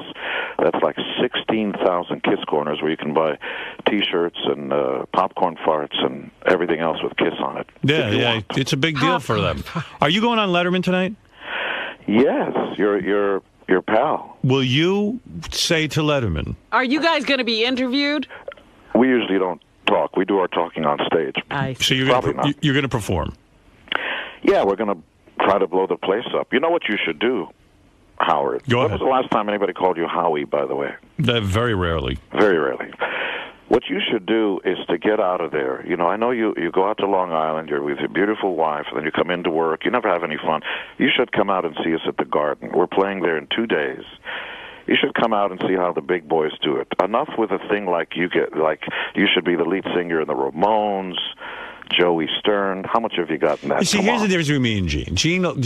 Gene does private meet and greets at every concert for $500. No, that's not true. That's not true. Is that true or not? You can How much does it cost? How much does it cost? It's $1,000. Is it true that you will really charge $1,000 to come out and greet someone? You do? We do, of course. If you want, you can come back, hang out, take photos. Yes. Hang out? Is there food? That's bullshit. What is it, Sal? I want to bring my kids in the worst way to see them, but I can't afford it. It's going to cost me $1,500. Well, but Sal, I mean, I don't blame the guy, but he does do that. He does, yes. Yeah, but listen, the difference between us and Streisand is, Barbara Streisand she'll charge $1,500 for a ticket. We don't do that. We make the tickets very affordable, anywhere from I don't know, $40 to $150. Then if you want extra stuff, it's yours. Look, you can take a plane from New York to L.A. It's like anything in life. It'll get you. You'll get there. It's not a problem. How many people would you say after the concert, come back and pay $1,000? Before. We do it before, because okay. right after the show we disappear. The truth is we could have as many as we wanted, but physically we can't do more than right under 100 because then we're just depleted for the show. So you're saying you can make $100,000 extra dollars every Kiss concert? Oh, wow. If we allowed it, we'd make 1,000. We'd meet 1,000 fans. Wow. Wow. Well, I tell you, that's I thought there was a recession. There's no recession for Kiss fans. No, we're doing better than ever. We are. Hey, Gene, what does Kiss bring in a year? Honestly, I mean, through everything, through your appearances, through your concerts. I'll tell you if you tell me. All right. What does Howard Stern bring in a year? $7 million. We do much better, Howard. All right. How much do you bring in? Well, if we tour, you can, out of a big tour, you can take out $100 million gross, plus merch and licensing and all that, which could be another, I don't know, 40, 50 million. And then there's ancillaries, the licensing and the merchandising and all that. Would you? But don't kid yourself. We work harder than any band out there. Yeah, I remember when I was growing up, I heard James Brown, the hardest working man in show business, and I went to see him many times. It was true. He busted his hump after he owned radio stations and record companies and all that stuff, and every single show he treated as if it was the only show he would ever do. That's our mantra. Why the drive, though, to work so hard if you've got all this money? I know you've got a lot of money. That's the real that's the real thing about a champion. If you're a champion, if you're the fastest man alive, after you get the award and you're certified the fastest man alive, will you get up at the crack of dawn the following day when Howard Stern's not there and ESPN is not there, just by yourself at the crack of dawn, and will you try to break your own record? If you do, then you are a champion. If you're not, you're going to be yesterday's hero. When you performed on American Idol with Adam Lambert, I remember the moment. Sure. But you have been quoted as saying that, and this is interesting because you're a pretty astute guy. You've helped people get started in the business, even Van Halen. Am I correct? I discovered them. That's right. Managed Liza Minnelli, all kinds of wacky He stuff. managed Liza Minnelli. That's right. Now, you said that Adam Lambert has killed his career by doing what? By coming out and admitting his sexual preference. Too early. Everything is timing. The important thing, I remember when I was a kid, John Lennon was married. They never talked about that. Right. Whether you're straight or gay, become a mystery. Strippers don't come out naked. Take it off layer by layer. Bring the audience with you. It's called a learning curve. Don't just come out and air anything and everything out. And it has nothing to do with being gay. I don't care if you worship Satan or blow farm animals. Take them through the process slowly, and then when you become rich and famous and you don't care, then you come out. Right. So in other words, it's a marketing thing. He should have left the mystery, it's vague, and then as he becomes he's gorgeous by girl standards, by guy standards, so why not keep it a mystery so that when you're singing a love lyric, the girls are thinking, like the Village People, that you're singing to them. Did you tell him this? Did you say, please don't come out of the closet? I said, Adam, shut up. You betcha. But I also told Brian May backstage that this kid's got the goods, the most talented guy who's got the chops on any American Idol ever, that he should be the new lead singer in Queen. But I think they offered it to him, and he said no. I don't know if you know how to spell duh, D-U-H. Meaning he doesn't... Oh, that's a stupid... Because you can have your cake and eat it, too. You can be the lead singer in Queen and get all the cred you want with the masses and show everybody that you've got the chops to sing some of the finest songs ever written. I know they're one of your favorites. They're certainly one of mine. Yes. And then you do your solo record. Now it's... sink or swim. And listen, I've always wished him the best. I told him to his face, same thing I'm talking to you right now. I said to the kid, look, you're really talented, probably the most talented American Idol guy ever.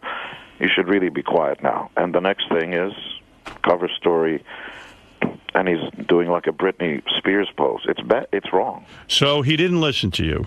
No. All right. Why is there a What feud? is the split of the money in KISS? Is it just him and Paul? Well, Paul and I are founding members. Ace and Peter. By the way, Ace has got a really solid solo record. You should check it out. Anomaly. Peter, I hear, is doing a rock record. Ace is out of the band, right? Oh, yeah. Ace hasn't been. Well, Ace and Peter have both been in and out of the band 3 separate times. Right. And Tommy Thayer and Eric Singer have been in the band an awfully long time. Eric has been in and out of the band about 18 years.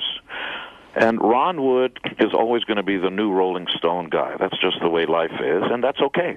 So they don't have to really give those guys equal splits? No, of course. Ace and Peter get nothing. Right. We bought them out, and we love them and care about them and wish them all the happiness in the world. But what does it cost to buy out those guys? Well, we bought them out almost 30 years ago.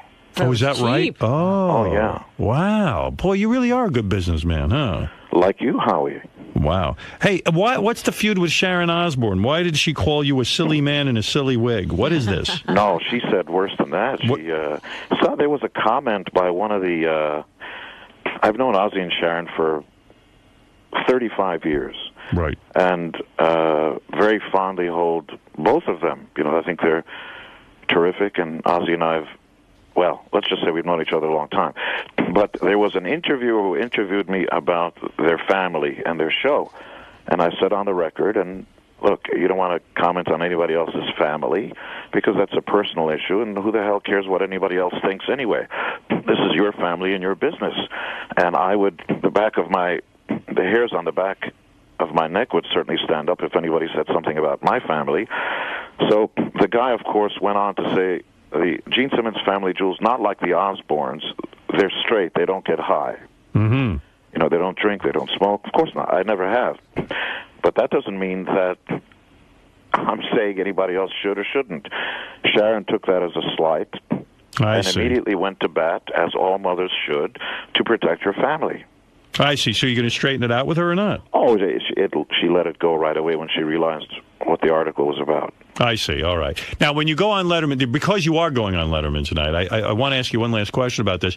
What do you think about this? This as a man who has, betted 1 million women, are you shocked by Letterman's secret little room and the fact that he has sex with some of the women who work on the show? Are you shocked by this?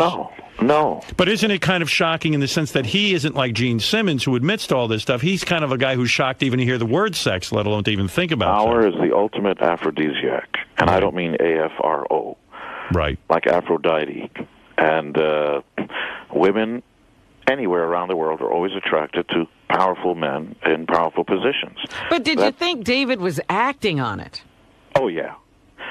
Oh, come on. The suit is he's very coiffed. He comes out with a three-piece suit and stuff and looks great, and the jokes are very reserved. He's got to let out someplace. I bet you he puts on masks and gets out there and has a whoopee of a good old time. You think he's into some wild stuff? Of course. Probably anal. Who knows? What should Letterman do now, Gene? You're a guy, a marketing guy. You're a guy who understands show business. What should Letterman do now? I think you should sue the pants off this guy who tried to blackmail him, of course. He's going to definitely go to jail, I would think, the guy who tried to blackmail him. I don't see how he's going to get out of that. And he should. Right. Of course. Have you ever been blackmailed? It happens all the time. How do you blackmail Gene Simmons? Well, you make up a crazy story, and then you put it out in the press. And then once it's out there, it's like being in front of a jury and saying something about, the person you're questioning, and then the judge is saying, please disregard that. Really? You've been blackmailed? Oh, all the time. Give me an example of when you were blackmailed. Children that aren't mine, of course. Happens all the time. And we have full-time legal, and I'm saying, that's fine. Listen, I'm happy that you say there's a child someplace that's mine. I would certainly do my fatherly duties. Please let's get together, arrange. I'd like to meet the child. I'd like to take my DNA and yours and do the right thing. And they never show up. But then we go after them. We find them, we hunt them down, and do frivolous or blackmail. Are they women that have actually had sex with you, or are they women who just Sometimes it's not women. Sometimes it's a guy who puts up... one of his girlfriends or somebody to see if they can get some money out of Gene Simmons. Do you have any kids outside of your relationship with Shannon? Absolutely not. You do not? No, we have... You were blackmailed over your sex tape, right? Oh, it happened all the time. Did you get blackmailed over yours? I don't have one. Howard. What? Okay, I'm not playing this game. It's your show. As a guest on your show, I wouldn't go there. If there was a sex tape of me, no one would believe it. How many times have you been in Scores? Oh, many times. You're the king of all media. Sure, many times. Are they taping you and in how many Scores? times have the girls... It's called a cell phone. And how many times do they come over to you, Howard? All the time. Okay. So then there is a sex You're a married tape. You're man. right. I respect your institution. I haven't gone. Your wife's name is Beth. Of course. And you're saying there's no kiss connection, right? You keep talking about the Ramones, and your wife's name's Beth. You stay away from my wife. She's a gorgeous woman. That's right. Well, I don't trust you for a gay. minute. Hey, listen, the new single is called Modern Day Delilah, which is from the Kiss's new album, Sonic Boom. It's available today exclusively at Walmart and Sam's Club. Hey, the Sonic Boom album isn't just a single record. You put your $12 down, and you get a 3-disc, in essence, box set. You get the brand new album, produced by Paul, by the way, and a second disc of the band right here, right now, doing 15 more songs. Did you write these songs? We co-wrote about half the album, and Tommy Thayer wrote When Lightning Strikes, and both Tommy and Eric sing the first songs on the record. And there's a third disc. There's the live DVD of the Buenos Aires Stadium in Argentina, which we just did in April. And Kiss is currently on its Kiss Alive 35 tour, and for tour dates, go to kissonline.com. Well done. All right. Thanks, Gene. You're a powerful and attractive man, Howard. Thank you. I appreciate that, as you are as well. Okay. Bye. All right, Gene. Later. There he is, Gene Simmons. All right. Very... He's got a lot of advice. How many people, how many guys out there, Howard, you think make about 50 G's a year would spend $1,500 to meet? I don't know. I mean, you see, Gene was trying to make some sort of analogy between what I earn from Sirius, right, and what he does. Yeah, but he could only compare what he does on stage or gets for records, because that's his real business. Yeah, I mean, I listen. Gene can do whatever he wants with Kiss, but I think it does sort of lessen what you are to sell backstage for $1,500 or to sell a sponge or a T-shirt too much. But it doesn't seem to have dampened their fans' enthusiasm for them in any way. No, it hasn't. And maybe I'm just an uptight asshole who doesn't think... my career, I never thought it was a good idea to sell all that stuff to the fans. I would sell things from time to time that I thought had some merit, but, maybe a DVD or a tape collection or something like this. But I don't know. I disagree with... For my career, I don't put down Gene for it if he wants to go sell all that shit. You do. Okay, a little bit. All right, a lot. But... Anyway, that's Gene Simmons. But he's no hypocrite, Gene Simmons. He stands up for it. He's always straightforward. He's straight about it. I'm a businessman. He goes, we do not charge our fans $1,000 to come backstage. We charge $1,500. No, it's not $500. It's $1,000. Whatever. I mean, it's he doesn't apologize for it. He'll tell you straight off. Remember he had the Kiss credit card and they got a nickel for every time you spend? And he goes, everyone go out and spend because Kiss will get a nickel every time you use your credit card. Look, I'm still hung up on the coffin. Yeah, that was wild. The Kiss coffin. I believe Dimebag Darrell from Pantera was buried in a Kiss coffin. Yes, he was. Yeah. He was. He requested it.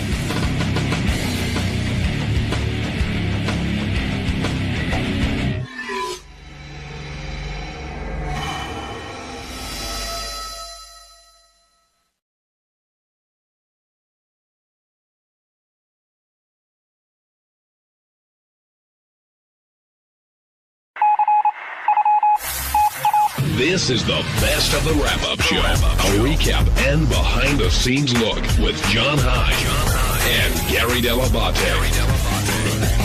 The best of the wrap-up show begins now. On Monday's wrap-up show, everyone talked about how I messed up and didn't have clips ready for the show, and how we would fix and rectify the situation.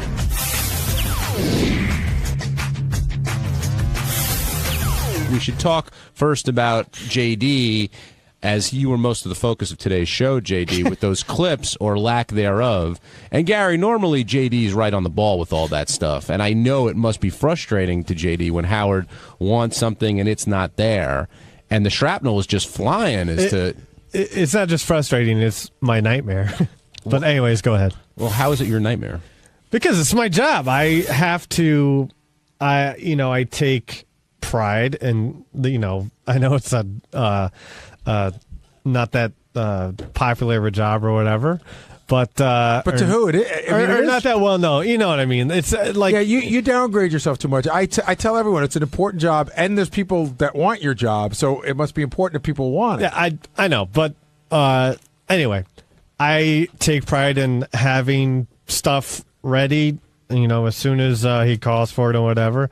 And that was a big worry. That's one of the reasons why I was coming in overnight, so I would have stuff ready. And this I knew as soon as I knew whenever the hour change of me coming in at like 4:30, I knew it would fuck something up sooner or later. I thought it'd be the Oscars. I didn't know what I was going to do about the Oscars, but then this came along and it came a lot sooner than I thought. So did you feel like you needed some help? It's not that I need help. I just, I would like, I know, it's Howard's show, and he wants to bring up stuff whenever he brings it up. I just wish he would somehow wait, but he can't. But let me ask you a question. No, because he would say, and I'm not giving you a hard time, but why would he want to wait for something to happen on Friday night? I know, and that's it's my fault. It's not that I need help. It's just I need to sort of prioritize or get figure out to do stuff. I mean, if I knew this thing would have been that important, I would have came in on Saturday to do it. And I didn't, and now I know I'll just I'm not, how Howard runs his own board. He's not comfortable with anyone runs. That's sort of how I am with my job. I don't feel comfortable with someone doing something that I'm sort of JD. Yeah, but wait, hold on. We're going to get to it in a second. There's a bunch of things I want to say, but first of all, I can understand that that some of the stuff you do and there's a way you edit and all that, and I understand that. But this particular thing is very simple. Cut and edit. You cut the song and you put it in. You create a file. So it's almost impossible to mess up. I think I said this on the air once before. If I give you any advice, one of the things I learned very early on, I was working for Howard for 3 months, and I was in the office one day and he goes, "Listen, for today's show, I need this, this, this, and this, and by the way, I might need this." And so I, in my head, prioritized.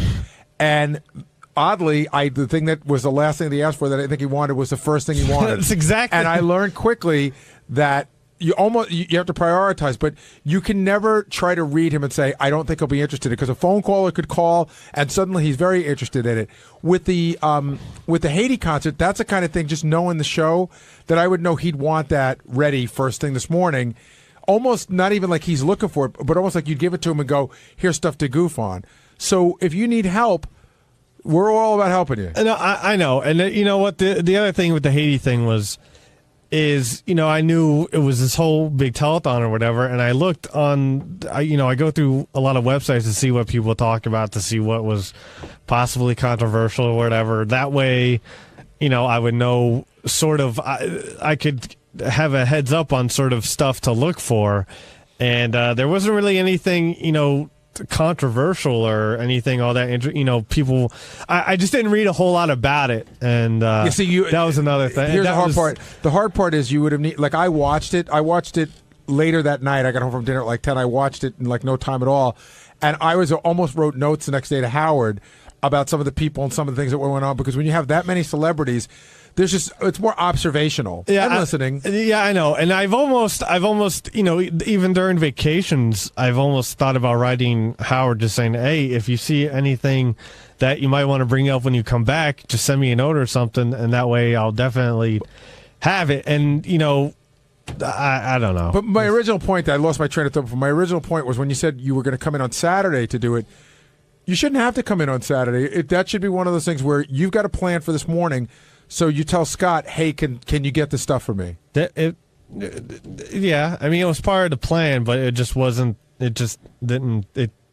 It came up before I got to it. What about you made a comment that you don't want basically anybody else doing your job. Like you have a way, you're setting your stuff, and I'm sure Scott or Rich or Sal, whoever else, would be happy to help you out, but it doesn't sound like you'd be comfortable with that. Is that because you're sort of, it's your job and you're protecting it in a way? Is it because they won't do it the way you want it done? Like, why do you feel that way? It's just like a combination of things. It's more that, like, if it's my responsibility, I would rather have the full responsibility rather than sort of delegating it just in case it got messed up or something. Like the Eric the Midget show, a couple times I would ask this guy that works, overnights to record it, and a couple times he forgot or somehow got recorded, wouldn't record or something. I don't know. So, I came in to do that specifically so I would make sure it got done. You know what I mean? So if I want something done, I feel like I almost have to do it myself. But I realize Howard's right now. You should involve me in the process more, because for me, I know the kind of hours you keep and I know how hard you work. If you came to me and you said, hey, went to record Eric the Midget last night, guy forgot to record it, I go, that's it. I'll go to Tim. Tim will find somebody to get it done to make sure it never happens again, so that you don't have to spread yourself so thin. Well, Gary, Howard did involve you to the point where you were getting a lot of crap today for this. Yeah, I mean, I thought it was mostly unfair in the sense that, here's the interesting thing. When JD moved his hours, nobody told me. I just happened to see him here one day, and I go, what's going on? Oh, I moved my hours. Like, nobody sent me an email or anybody let me know he moved his hours. And my first thought was, well, if you're coming in at 4:30 in the morning, you clearly can't get as much done as you were getting done at 11 o'clock at night, but I understand that you're moving them. And I was like, you're cool? You have everything you need? And he said, yeah. So, I can't tell there's an issue till there's an issue, or until he tells me there's an issue. So do you feel you were unfairly blamed? I just said that. I was mostly unfairly blamed. He was. And the thing with me is I one day Howard was going back to his office, and, we talked about my new hours or whatever. And I said, yeah, just, the only thing is I might not have stuff as soon as you need it or whatever. And he was like, yeah, that's fine. And then today it was, I just know what to do now. So you mean he was nice to you off the air and mean to you on air? And you're fucking nuts? All right, on Tuesday's wrap-up show, we discussed the legendary rock and roll star Ozzy Osbourne, who had a great appearance on Howard. We talked about the stories he told. The stories that we could understand were discussed on the wrap-up show. So check it out.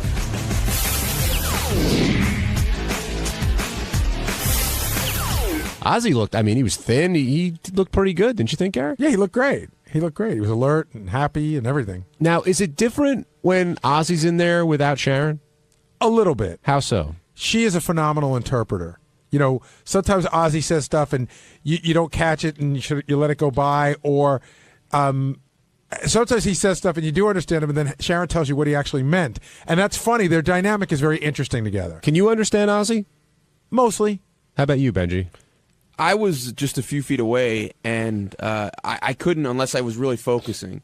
Like, there was a lot of times I had no idea, and I was shocked that Howard understood, but I guess Howard was really, really focusing on what he said. Now, what do you guys think makes Ozzy so charming?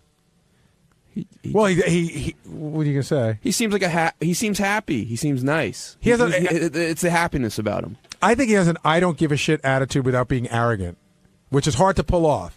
He's just like, you know what? I did what I did. I do what I do. I make no apologies. But yet he's still somehow lovable. Now, do you think he's seen in the audience as the reality TV goofball star, or is he seen as the lead singer of Black Sabbath? Depends how old you are. I think that there's a certain audience. My kids only mostly know that and they didn't watch the show. They just know of him as a reality star. And then I turned him on to some Ozzy music. See, that blows me away that people think of him as a wacky TV dad. Well, without knowing his musical history. Because he was one of the best, wackiest TV dads ever. That's true. But he did say, he admitted to, the show getting a bit cumbersome, and to the point where, in the safe room, there's a camera there. Cameras literally everywhere, 24/7. It sounded like his biggest complaint was he had nowhere to scratch his balls without a camera. Yes, he did say that specifically. Mark in Jersey, you're on the wrap-up show. Steve Langford's mother's a cunt. That was Captain Jenks. That was Captain Jenks. Was it Jenks? Absolutely. I recognize that Philly accent anywhere and the tone. It was absolutely Captain Jenks. Jenks, if that was you, call back and admit to that, because you fooled Steve Brandano, and that's saying a lot, seriously. But let's get back to Ozzy. So, did you know about the Bill Cosby and how he hated Cosby for sending him that note when the show first started? No, but Cosby's a complete hypocrite. He really is. I mean, Cosby did the show that he wanted to do. You know, Cosby's the one who called up one of the Wayans brothers and gave him a hard time for making the movie Booty Call after it had come out in public that Bill Cosby had made booty calls. Remember Bill Cosby had that woman and he had to admit that he had an affair and she was his booty call, and he said, I don't think booty call is sending the right message to young kids and to black America. I was like, you made a booty call, shut the fuck up. But I wasn't sure if Cosby sent the letter personally or if it was like an editorial he wrote in the paper. Why can't you do something and think it's wrong? Well, writing an editorial because who asked Bill Cosby what the fuck he thinks? Maybe he thinks, hey, I can influence this guy a little bit and suggest to him this is bad for society. That's an unbelievable arrogance to pick up a pen and write a letter to a stranger telling them why they're doing something wrong. It's a huge arrogance, don't you think? Yeah, and that's Dr. Cosby also who's writing that letter. You know, whenever he takes on that title, he seems to be awfully preachy. You think he signs it Dr. Cosby? Absolutely. PhD, whatever that, yeah, Dr. William, whatever. William H. Cosby. I don't think there's anything wrong with it. If you do it in a nice way and you're sincere about it. The way I've heard that he's done it to other people, it's not so nice. Like I've heard that he's. I might completely disagree with him. But who asked for his opinion? Well, I mean, what if you think, hey, I want to try to make the world a better place, and maybe by doing this I will. That in and of itself is an arrogant thought. You can make the world a better place in small ways, but you can't change everyone. And I think Cosby sometimes thinks he can. I think the Cosby thing had to do with something that you just said, though, actually, because Ozzy was in a list of like TV dads. And Bill Cosby obviously is another TV dad, so that's should have sent him a shitty, ugly sweater and shut up. I like the Huxtable wear. The other thing Ozzy talked about, of the many things he went over, was touring. And Richard came in, and it seemed that the two of them had different touring experiences, both being in metal bands. Why do you think that might be, Gary? Well, because somebody was paying to 150,000 people in Europe, and somebody was playing to 150 people. But Ozzy said, the groupies aren't exactly the best looking, but how could Richard not get laid being out there for so long? And Richard managed to do just that. Oh, we don't understand it. I mean, you could get laid being on this show, for God's sakes. I mean, if you're in a band, you got a pair of drumsticks and stuff. The drummer's almost like except for the lead singer, the drummer's a cool guy in the band. The bass player, I think, is the guy that gets no respect. But the drummer's like, you're the drummer, throw a stick out to the hot chick in the front row. You get something going. Just like that thing you do with the shades. Yeah, exactly. When Ozzy also made a comment about girls getting tattoos and how he wasn't a big fan of that and thinks it's a mistake. Do you agree? I think that a tattoo on a chick can be really cute and interesting on the right girl in the right place, but I think that they're completely overused. And I think there's a lot of fat chicks with novels on their back running around. Benji? I'm not. Listen. I date girls that have tattoos, and they're beautiful girls. But personally, if you ask me, should I get a tattoo? I'll say no. Well, that's because of the Jewish thing. No, right? It's not. I mean, it might have been influenced by that, but I don't think. I think the plain body is a lot hotter. I think tramp stamp is the greatest term ever invented because it totally explains exactly what that thing is. Yeah, it's extremely accurate. Now, if you missed Howard talking to Ozzy, here's a bit where he talked about actually being on antidepressants and how it affected his life. Ozzy said he couldn't get hard because of the antidepressants he's on. Oh, yeah. I can't do sex. I'm on antidepressants. I take 4 Viagra and they don't work. It doesn't do anything. But I don't take the antidepressants anymore. Oh, you don't? So now that's a side effect of the antidepressants. You can't have sex. So I thought, well, I'm depressed. Taking antidepressants, then I'm going to get more depressed because I can't get hard on. Right. So you're telling me you're off. Should I give you a gun and a bullet? Why were you on antidepressants? Look at you. You're happy. You're smiling. Well, you're laughing. in California, they're doled about like M&M's, I mean, some people really need them. I mean, that's quintessential. Wait, do you understand Ozzy. that last line? No. I miss. So in California, I got that part. You dole them out. Maybe they dole them out. Oh, okay. Oh, they dole them out. Like M&M's. Right. And in California, he couldn't get a driver's license. It took him 19 tries to get a driver's license. But he got a sniper rifle right away. And during one of the tests, he passed out. You would Right. think that in and of itself would make it so that you could never Never, get arrested. You think they would mark pass out during test to never let him back? Hey, it's Gary Delabate. On Wednesday's wrap-up show, my good buddy Jim Florentine, the comedian, stopped by. Talked about what it's like to have life after Robin Quivers, what it was like dating her, and what it's like with the fans. Talk to him about what went wrong with those guys.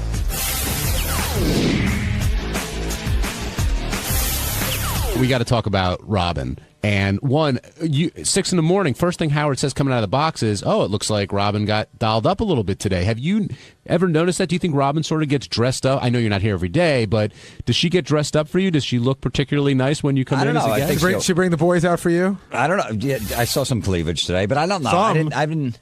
It was more than usual. If you would have tripped, I would have had to pull you out. Well, you guys see her every day. I don't know. I mean, well, Howard noticed it. Did you notice it? Yeah, Gary? it was a little bit more today. The only thing I will say to defend Robin is, and this goes back to when we were talking about how professional or organized the Rosie O'Donnell show is. I'm pretty sure Robin doesn't even look at the schedule. Yeah, I really don't think. I think Robin just comes in and is like, "Who we have on today?" I don't think she didn't know Jim was coming in today. I don't think so, but you never know. Yeah, well, only Robin knows. I didn't put, like when I booked Jim. I don't go to Robin and say, "Hey," I had to do that one time. Yeah, I don't go to Robin and go, "Hey, just want to, Jim's coming on the show." Like we're past that, so I don't know if Robin even looks at the schedule. Well, she seemed genuine, and I know she always feels awkward about talking about any kind of relationship on the air, but she seemed genuinely surprised when you said that. Yeah, I think she's got a little thing for Howard. There's definitely she did, something there. That's always been the talk back and forth. Howard's always said that for years. So yeah, it was definitely a surprise. But you noticed that when you were dating her? I don't know. I mean, she definitely.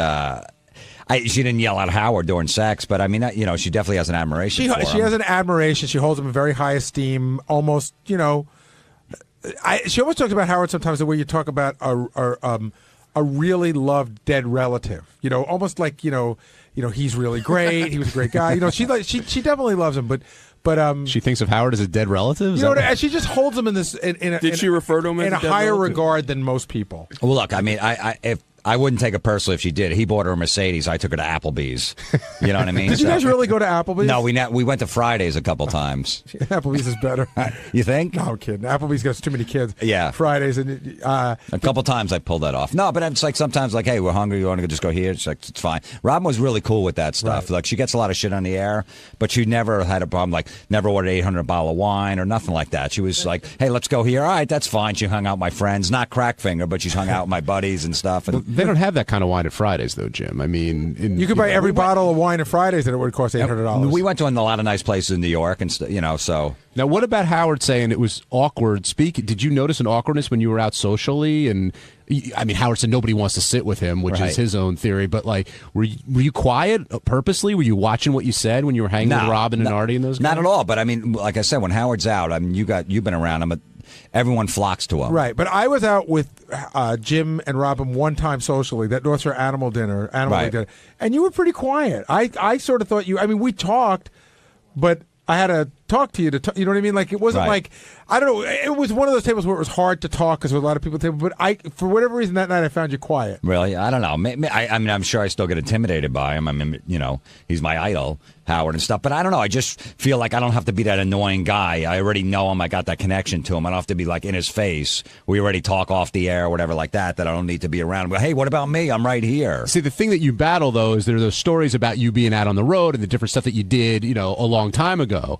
And now when you're out with Howard, that guy doesn't come out. You're more, and again, I understand why, but you're more reserved and sort of watching your play. And also, he's there with Beth, so I can't go, hey, Howard, I banged this chick in the bathroom using saran wrap. Why, Benji kept us riveted for an hour with that story. I'm not even kidding. We went to dinner one night. Benji started telling us stories. Beth was like, keep going. They were like the craziest stories. Oh, Beth, I don't know. I didn't know she would like that, so I don't think she likes it from a sex point of view. She's just fascinated. Hey, Jim, I have a question for you. I brought this up on the wrap-up show before. Right. I think you and Robin definitely like each other, definitely care about each other. But, and this is completely a rumor, someone told me that you guys never had intercourse, that you told them that. And I don't know. That I told them that? Yeah. If I did, I was just joking. I might have said something after the show. Like, idiots come up to you and go, hey, so how was Robin? I go, no, we didn't have sex. Right. Oh, no, come on. Seriously. So you guys did have a sexual intimate. Obviously. I mean, two adults. And how did the breakup occur? Because I don't think that we were ever clear on that. Who wasn't clear? No, we knew that you guys broke up sometime after Afghanistan. Yeah. When you came back from the war. But when did the actual breakup occur, and how did it occur? We just grew apart, basically. No, but was there ever like, hey, we should stop dating? Was there ever a discussion? Right, did one person say to the other, well, I guess that's it then? Yeah, I mean, I'm the one who broke up with her. And Robin said that. Yeah. Robin did say that on the air. Absolutely, yeah, she did. And how did you do it? Did you do it in person? And I was going to text her, but the phone wasn't working. Jim doesn't strike me as the kind of guy who's going to send an email saying, hey, I mean, I would think. But we talked about it. We were, having some issues and stuff. We talked about it, and then eventually just said, we're probably not going to be able to work this out. Now, you've been on the show a couple of times since the breakup. Yeah, I think it's like the third time. Yeah, the first time, plenty of awkwardness. The second time, now it's the third time. And Gary, I want to get your there's still an awkwardness in the room when you're in there. There's still some tension. Yeah, but here's what's great about it from my point of view. While the awkwardness is there, the niceties are getting less and less. And not that they're fucking with each other, but you're more willing to crack a joke. Absolutely. Or give a piece of information. Now it's getting more like, And that goes, like, Robin is just as willing as Jim. Absolutely. But the first time, I think everybody was on tiptoes. Wounds were sort of new and deep, but it was weird being back the first time. Now it's just like, okay, you want to zing me a little bit? I'll zing you back. Yeah, like when Robin said, I think it was a mistake, but I was with them and stuff. But I didn't take that personally. I thought that was funny, when you hear those stories. But I'm not going to sit there with Robin, when I'm trying to date her and go, look, I fucked some girl with saran wrap, Like if she brings it up, she goes, look, tell me if you did anything crazy. I will, but it's not something you bring up. Right, I get it. Whereas Sal, on the other hand, just jumped right in there, was dying to tell that I had story. no problem with that. It's funny. Yeah. And Richard, too, lining up to tell. I mean, Richard will tell that Crackfinger story every single time Jim's name is mentioned. He just likes to say Crackfinger as much as he can. Killjoy, you're on the wrap-up show. How you doing there, brother? Doing all right. What's on your mind? Well, what's with this Robin? She's a little infantile lately. All this week she's been bringing up the goddamn Mel Gibson movie, which I want to see, just to get under Howard's skin. It doesn't seem like she's, that admiration is right there. She's just trying to get under his fucking panties. I mean, what do you think of that bullshit? I don't see it at all. Of course she's going to bring up Mel Gibson because Mel Gibson has all this crazy shit going on, and this is the first time Mel Gibson has gone out to do press for a movie since he committed this horrible anti-Semitic act. So, of course, Robin's going to bring it up because it's funny to goof on Mel Gibson. Yeah, I don't think Robin's trying to get under Howard's skin. Yeah. She's trying to fan the flames a little bit, but I don't think she's trying to piss him off by a long shot. Right. You don't think it's subtle anti-Semitism? I don't think so. Maybe I'm missing that. Matt, you're on the wrap-up show. Yeah, hey guys, I found it fascinating today that Jim brought up that Howard wrecked his relationship with Robin. Did you guys notice that? And Gary, do you agree? Is Robin really in deep love with Howard? What do you guys think? I don't think that Robin is in love with Howard now. Again, I don't know, but I think there may have been a period of time where she might have been. Not in any way that she would have wanted to act on it. You can be in love with somebody and know that you can't act on it. When was that? I'd say back maybe in the 80s, like the late 80s. And do you think Howard was aware of it? They had such a deep connection as a friendship. You know how you could be really good friends with somebody, but it means more to the other person? And again, this is just me talking. Robin's, again, listening to the replay, driving a car, smashing windows. It's the way I see it. But I think that she certainly loves him, but I know what this guy's asking. Matt's asking, do I think Robin is in love with him? And I don't believe that to be the case now, but that may have been the case at some point. Yeah, there's a difference between having admiration and respect and being close friends and being in love with the guy, Gary. I mean, those are two very different things, I think. And I'm surprised. That's the first time I've ever heard you say that you think she actually might have been in love with him for a period of time. For a short period of time, maybe. Jim, did you ever notice? I mean, you came in late to the game, obviously, but as a fan, I mean, did you ever notice that or think that was the case? I think it's more of Howard always saying it. Robin's in love with me. He's been saying it over the years, so maybe that's where I got that from. But I don't know. I don't know. What do you think, Benji? He's. I think neither of you guys were around during the period that Robin was in love with Howard. Right. I'm just saying. Right.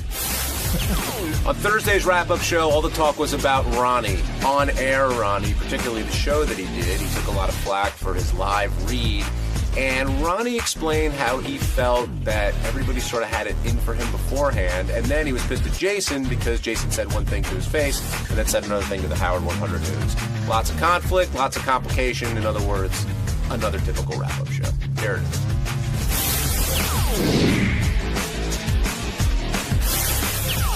Couple things, Ronnie. First of all, you took a lot of flack for your show, and even in here, before you went on the air, you said that Howard pretty much sunk the show no matter what you did that night.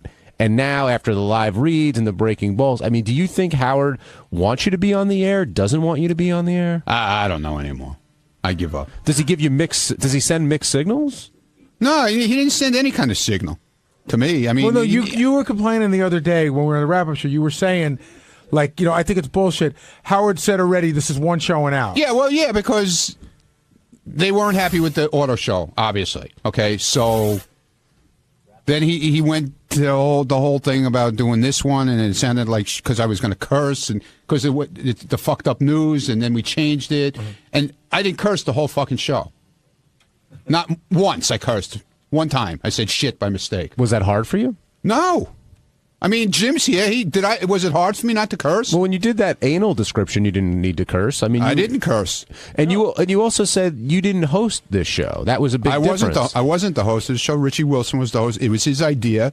He was the host, and it was more comfortable for me because I didn't have to worry about working the phones and all that baloney and hanging up on people or whatever, and reading the intros coming back in and all that. I had to read the live spot. But that's what the sponsor paid for. The sponsor obviously paid for me to... Because I even said during the show, I'm not going to... I'll let the chick read most of the spot. Okay? And then I would chime in, as she was reading it. Mm-hmm. And Jim said, no, the sponsor wants you to read the spot. So I read the spot.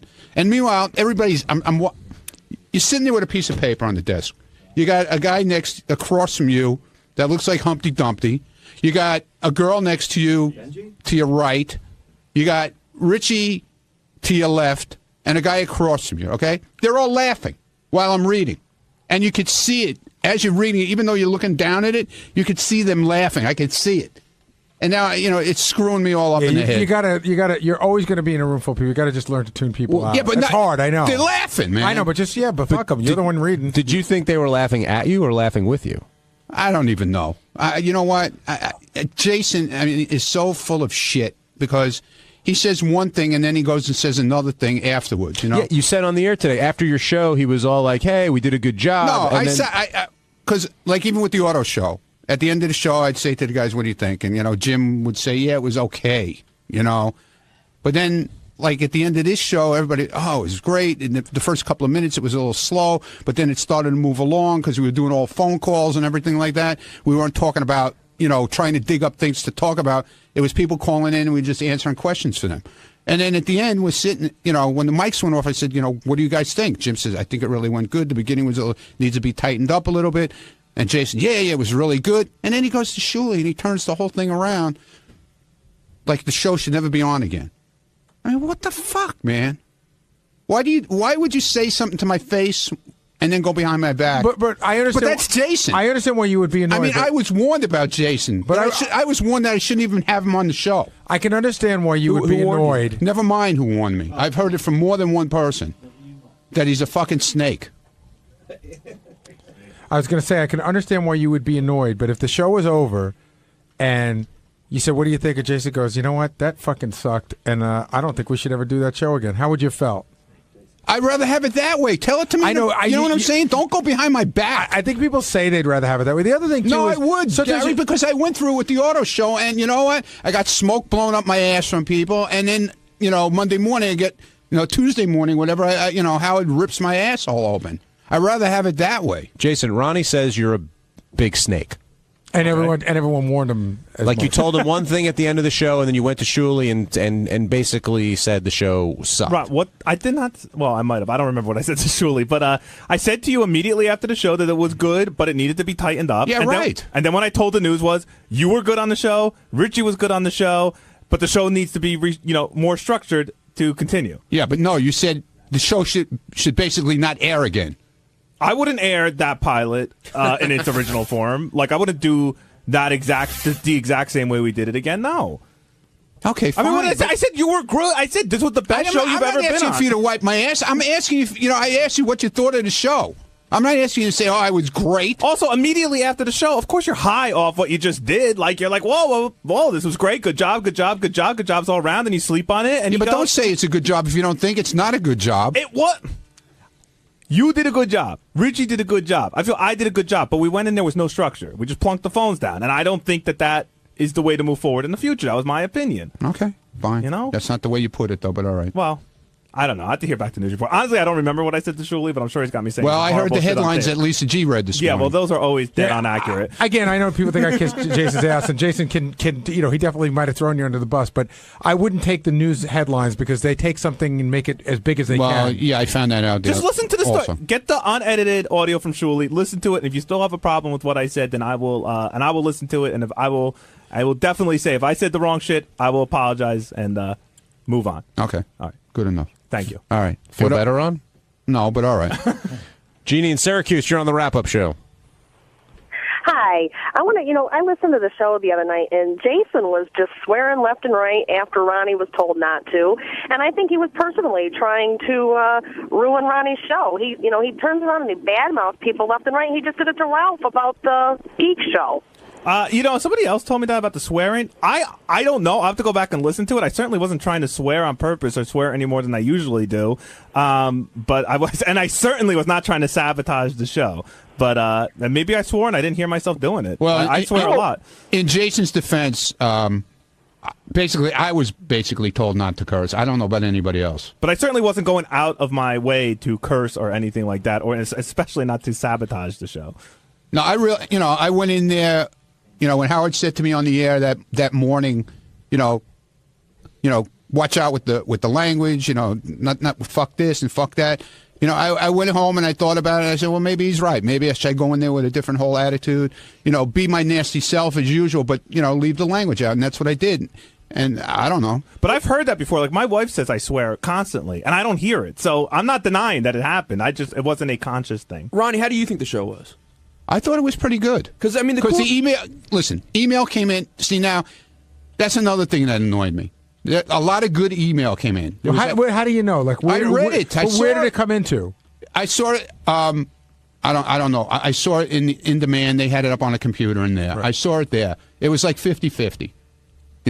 Some people hated it. Nobody even really said they hated it. Some people said it's typical me, but it stunk. Stuff like that. But then there was a lot of good stuff like. This is his format. It's better. This is better than the auto show. He's more himself and all this kind of baloney. So it made me feel good. And then all stuff I said, by the way. Yeah, but I'm just saying, like Howard wouldn't read the good. He never reads the good email if I do anything. You know what I'm saying? It's always the bad stuff. It's not just you, dude. John, can I introduce the next caller? Sure, go right ahead. Because here's the thing.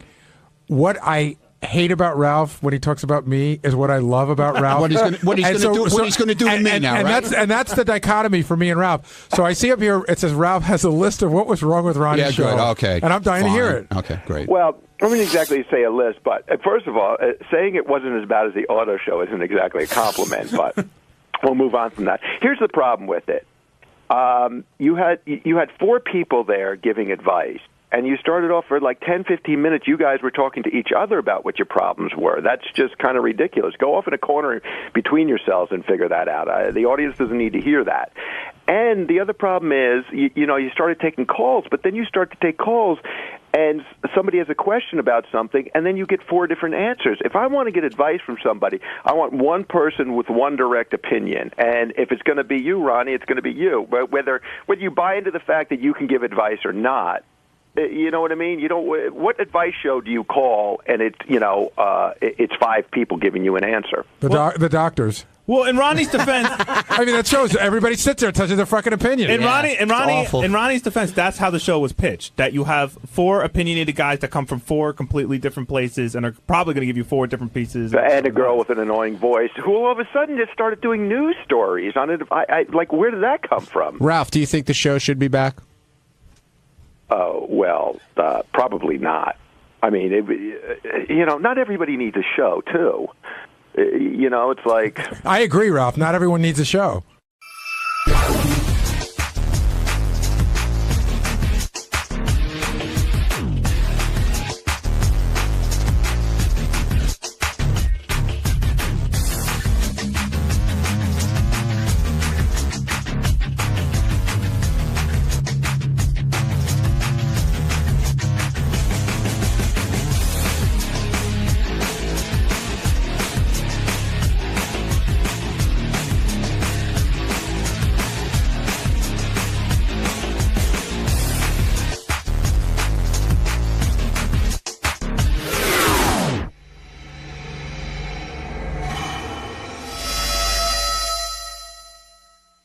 G in here. She's got some highlights from the Howard 100 News team and what they're working on for the rest of the day. Glassberg takes shit. Lisa, what do you have for us? Well, it is Cupcake Wednesday. Yeah, and I walked in today and I saw all those cupcakes and cookies, and I said to Ronnie, I hope you don't see that. He goes, I don't see them. Well, they were displayed, and I wondered how they got open. Somehow they got open without Ronnie's involvement. And then I saw him in them, and I said, I see you touching them. He said, I can eat them. Yeah, he's allowed to eat them, but I don't want him delivering them to people. We walked by the receptionist yesterday. He goes, I'm sorry, I won't be delivering a cupcake to you tomorrow. And the receptionist said, that's okay, Ronnie. I can go get one myself. Yeah. How about that as a concept? It's kind of funny. I can actually handle that on my own. And there's plenty of them there. And double the amount of cookies. Wow. I was going to say, are there enough black and whites to last? And a separate order for Ross Sapin of Rugala, his own stash. Hope everyone's happy now. Right. All right. So what do you have for us?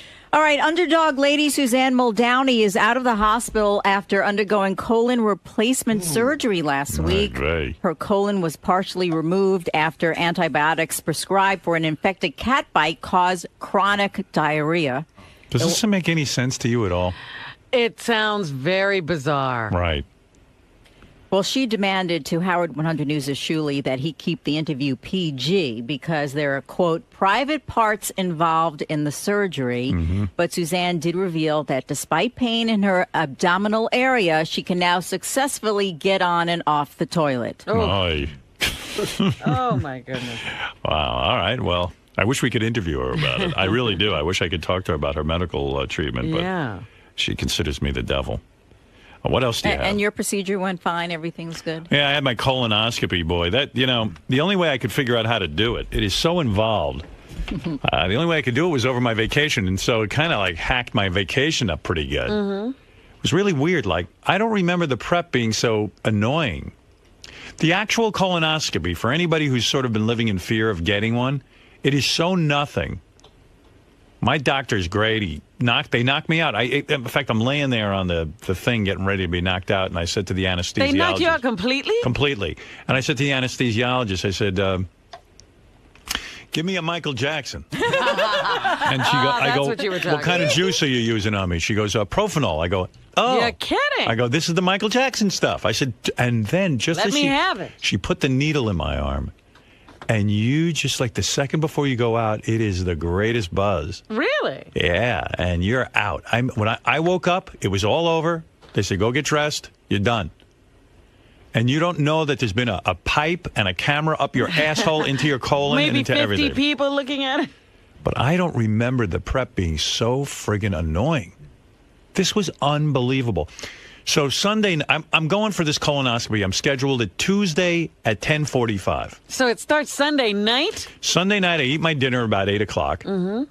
And now you're done. After dinner, you can't eat. So I don't eat. You wake up the next morning, every hour, you have to drink clear liquid. There's no food. You cannot every eat. Hour. You can't eat solid food. So you could either have apple juice, Gatorade, coffee, tea. Yeah. Yeah, I know. Water, this kind of thing. And so I opted for a lot of apple juice because at least that has some calories and you could kind of fill up a little bit on it. So every hour I'm drinking this apple juice. And you just start, and water and other things. And you're allowed to also have clear, like you're allowed to have some sort of gelatin, which I won't eat. I was going to say, yeah, you could have Jell-O, I'm sure. Yeah, and you know what? I'm not going for that. And don't even know what that is. Yeah, I'm not going to open a box and make Jell-O. I'm too fucking lazy. And then I just, I don't know. And then you can also have, what was the other thing that, chicken broth. But no chicken or anything, just the broth. Right, because it's got to be clear. Got to be clear. I tried the chicken broth thing once. You could buy it in a container. But that sucked.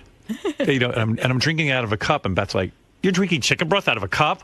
I go, why is it so weird? Well, with a spoon, you're supposed to have, it's soup. I go, it's not soup. It's broth. It's broth. We got into a whole thing about that.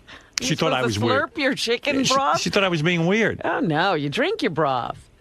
Anyway, I love to eat, so it was really annoying. So every hour you drink something clear. So I was drinking mostly apple juice. And after a while, you just start feeling creepy because you're not eating anything. And then at 3 o'clock, the fun begins. You take 4 Ducalax pills, they're called. Yeah. And Ducalax is a laxative. It definitely is. So I don't know. I mean, I don't eat that much, really. I don't eat a lot of food. So I took the 4 pills. Nothing happened. I didn't shit or anything. I'm being honest. I'm waiting to start shitting my brains out. What is the or anything? 4? Yeah, I mean, something should come out. 4? Wow. I took 4 Ducalax pills, okay? So nothing happened. I mean, that didn't even have an effect on me. So I'm drinking and drinking, and I'm drinking my water. And then it says at 5 o'clock, that's when the real action's got to begin, because you got to get cleaned out for your colonoscopy, because you're going to put a camera up your colon. And if you have any duty in your system, the duty will get all over the camera, and they won't be able to see anything clearly. Right. And then they got to schedule you again. So you better not have duty in there. And I'm starting to panic because I don't want duty. Duty's my enemy at this point. So now 5 o'clock is when the real action begins. What is that? Okay. You take 64 ounces of Gatorade. You know how much fluid that is? That is, No. yes, Okay. a lot. Now, I'm pissing like a racehorse, though, because every hour I'm drinking this water and I'm not eating anything. Yeah. Isn't this 64 ounces? That's 64 ounces what you have there. It's a giant, enormous jug. You take Of Gatorade. 64 ounces of Gatorade, and you empty into it a powder called Miralax. Oh, that's the fun stuff. The powder is 14 servings of a super strong laxative. I was giving that to my cat. Okay, but all 14 servings you throw into the Gatorade. And how long do you shake have it up. to drink that? Every 15 minutes, you drink an 8-ounce glass of the Ducalax mixed in with the Gatorade, which tastes like vomit. Or the Miralax. A Miralax. 'cause that's the powder. Miralax. Yeah. Well, so I start drinking every 15 minutes. My belly looks like a Biafran. You look me pregnant. My belly's distending because I have so much fluid in me. Right.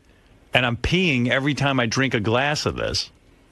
But Because you've still, been drinking nothing but liquids all day. but no duty yet. You know, and I'm like, Well, it wow. takes a little while to work. Well, yeah. So now it took me an hour and a half to drink all of my Gatorade. Okay, that's how big this thing is. Every 15 minutes I'm drinking. And it says you can sip it through a straw because some people don't like the taste of the Miralax with it. I go, what a bunch of pussies, I announced to Beth. So you drink it. Imagine this scumbag who can't drink his stupid drink. So I put it on ice, pour it out, boom, right down. Maybe ice isn't good. No, ice is fine. You're allowed. Boom, ice, boom, drink it. You already taste like shit, but what am I, sip it through a straw, just prolong my agony? I start drinking this stuff. Now it's 7 o'clock. I started at 5. I don't know. Or 5 o'clock. So no, now it's like about 6:15. Okay. I think it actually took me 2 hours to get through this process. I would imagine. Yeah. Ugh. Well, I start to feel some rumblings. I announced to Beth, I'm feeling some rumblings. She's like, okay, I don't want to know anything. I run upstairs. Holy cow. I start pissing water out of my asshole. I mean, like... It's like a garden hose shoots out your ass. It's unbelievable. Duty galore. Everything's coming out. And then... I'm like, oh, my God, this is unbelievable what's going on. Water is shooting out of my ass. I run back downstairs, drink another glass of it. More water shooting out of my ass. You hadn't finished it? You had to drink some more? You had to finish it off, all right. Oh, my goodness. And now, after you finish it, now, mind you, you can't eat.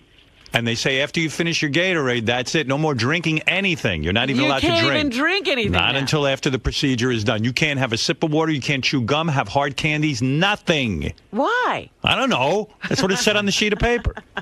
I don't ask why. I don't want to know anything. So I love not to know. So then Beth falls asleep at like 9 o'clock.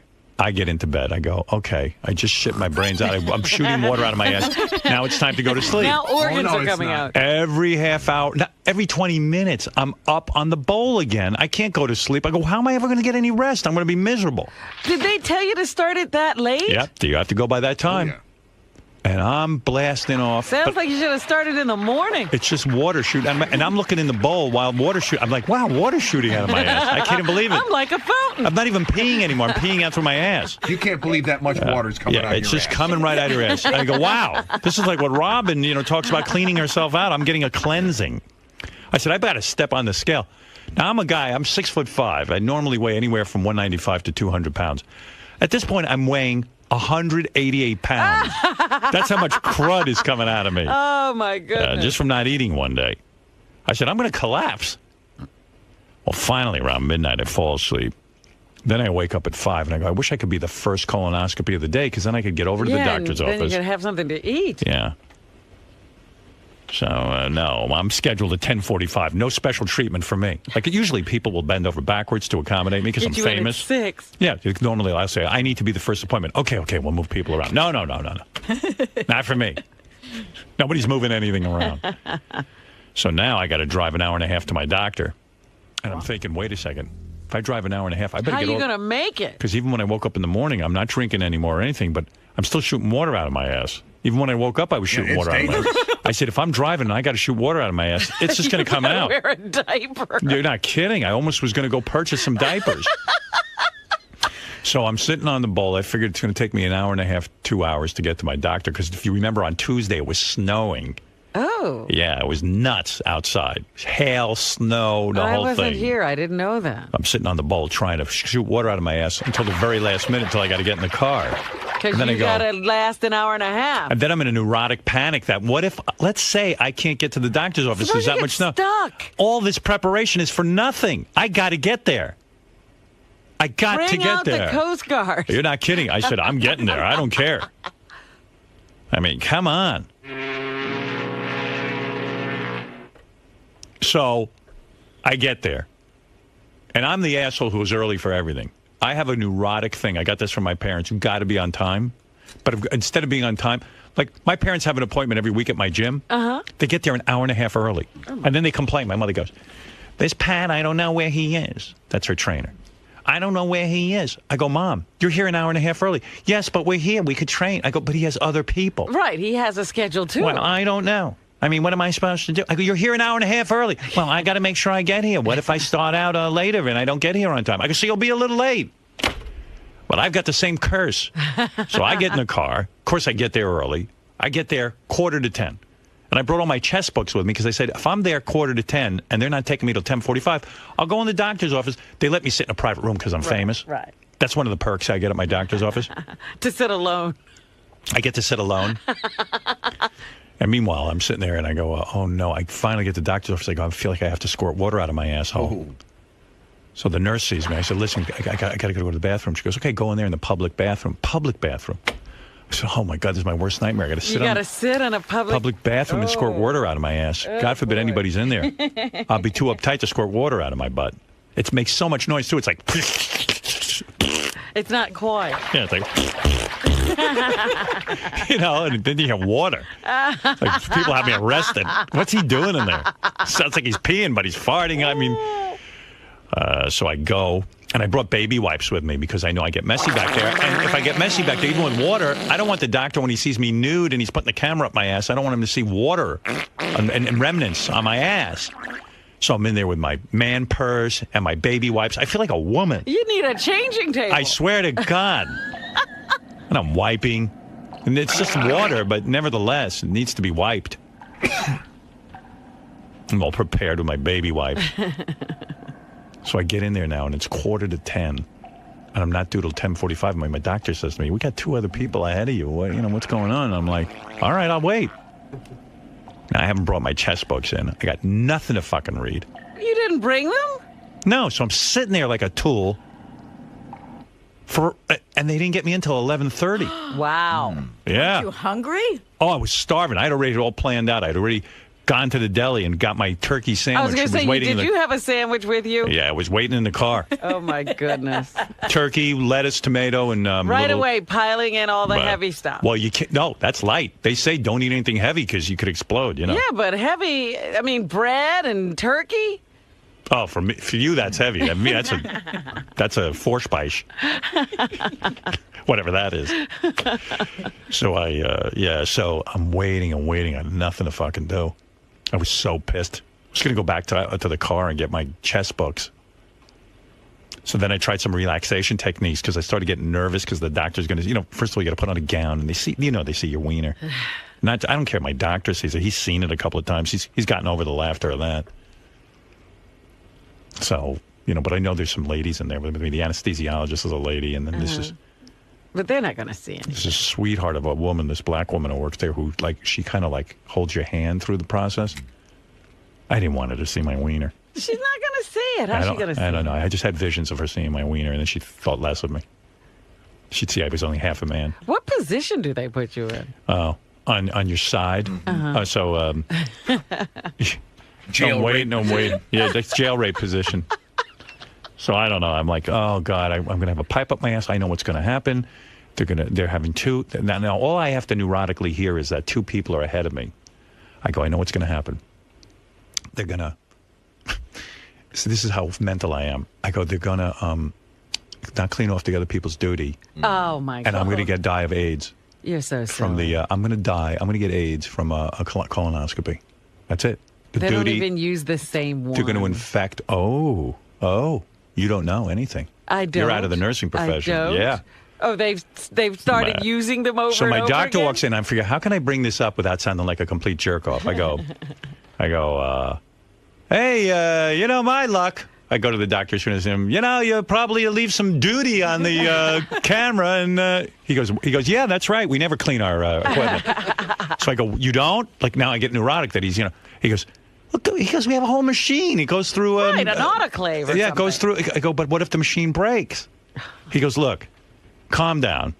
I said, I'm really nervous. For some reason, I'm very nervous, and I don't remember the prep being so difficult. He says, of course you're nervous. I'm going to put you to sleep. I'm going to shove things up your ass. You have no idea what's going on. Of course you're nervous. Trust me. Yeah, he goes, of course you're nervous. I said, okay. And he sticks me back in the room, and I'm waiting.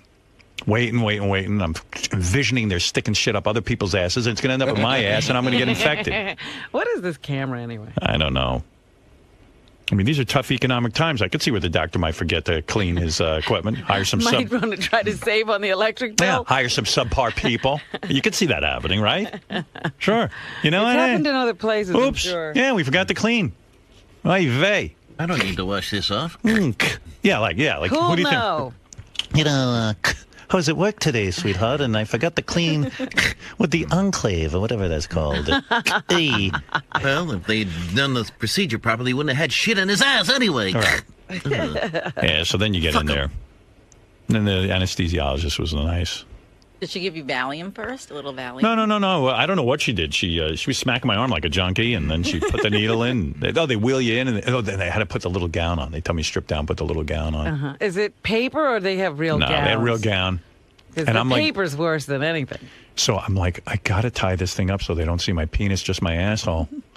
So I'm neurotically tying the thing around my neck, and then there's a thing in the back you can tie. Right. And I'm trying to figure out how to tie it, and I tie it up.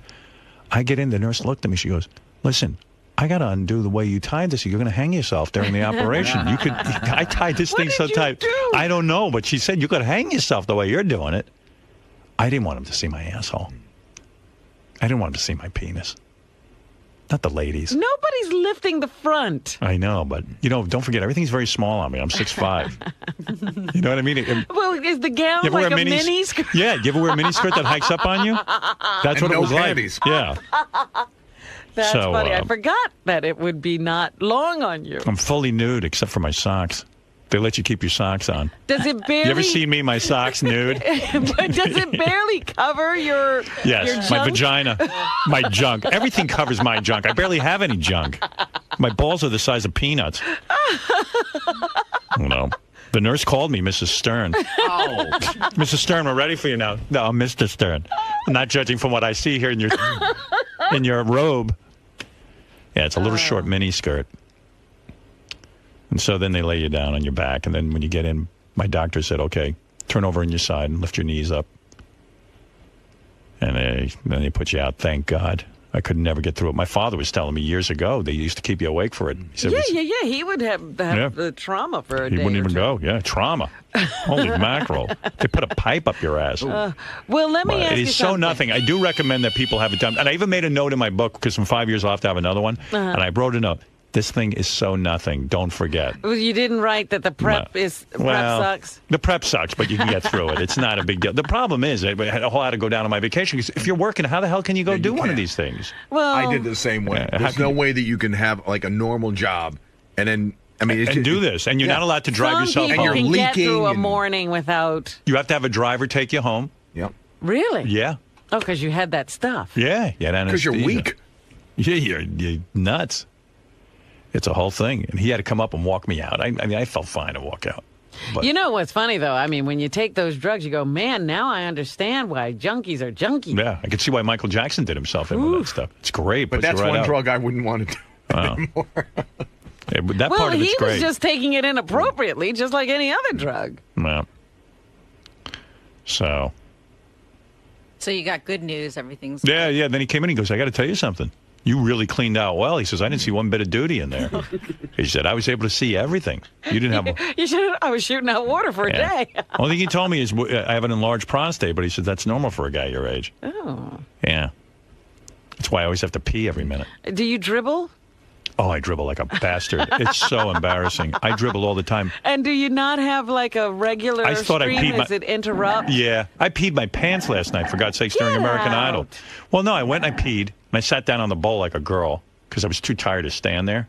Is it tiring to pee? It's more than tiring. When you pee standing up, then when you make bubbles, what? You know, when you pee, Yes. it sprays kind of out of the bowl a little bit, and then I'm neurotic about that too. I don't want I think it's wrong to leave the bowl with urine on it. Yes, on top. I would agree. So then I have to wipe it down with a tissue.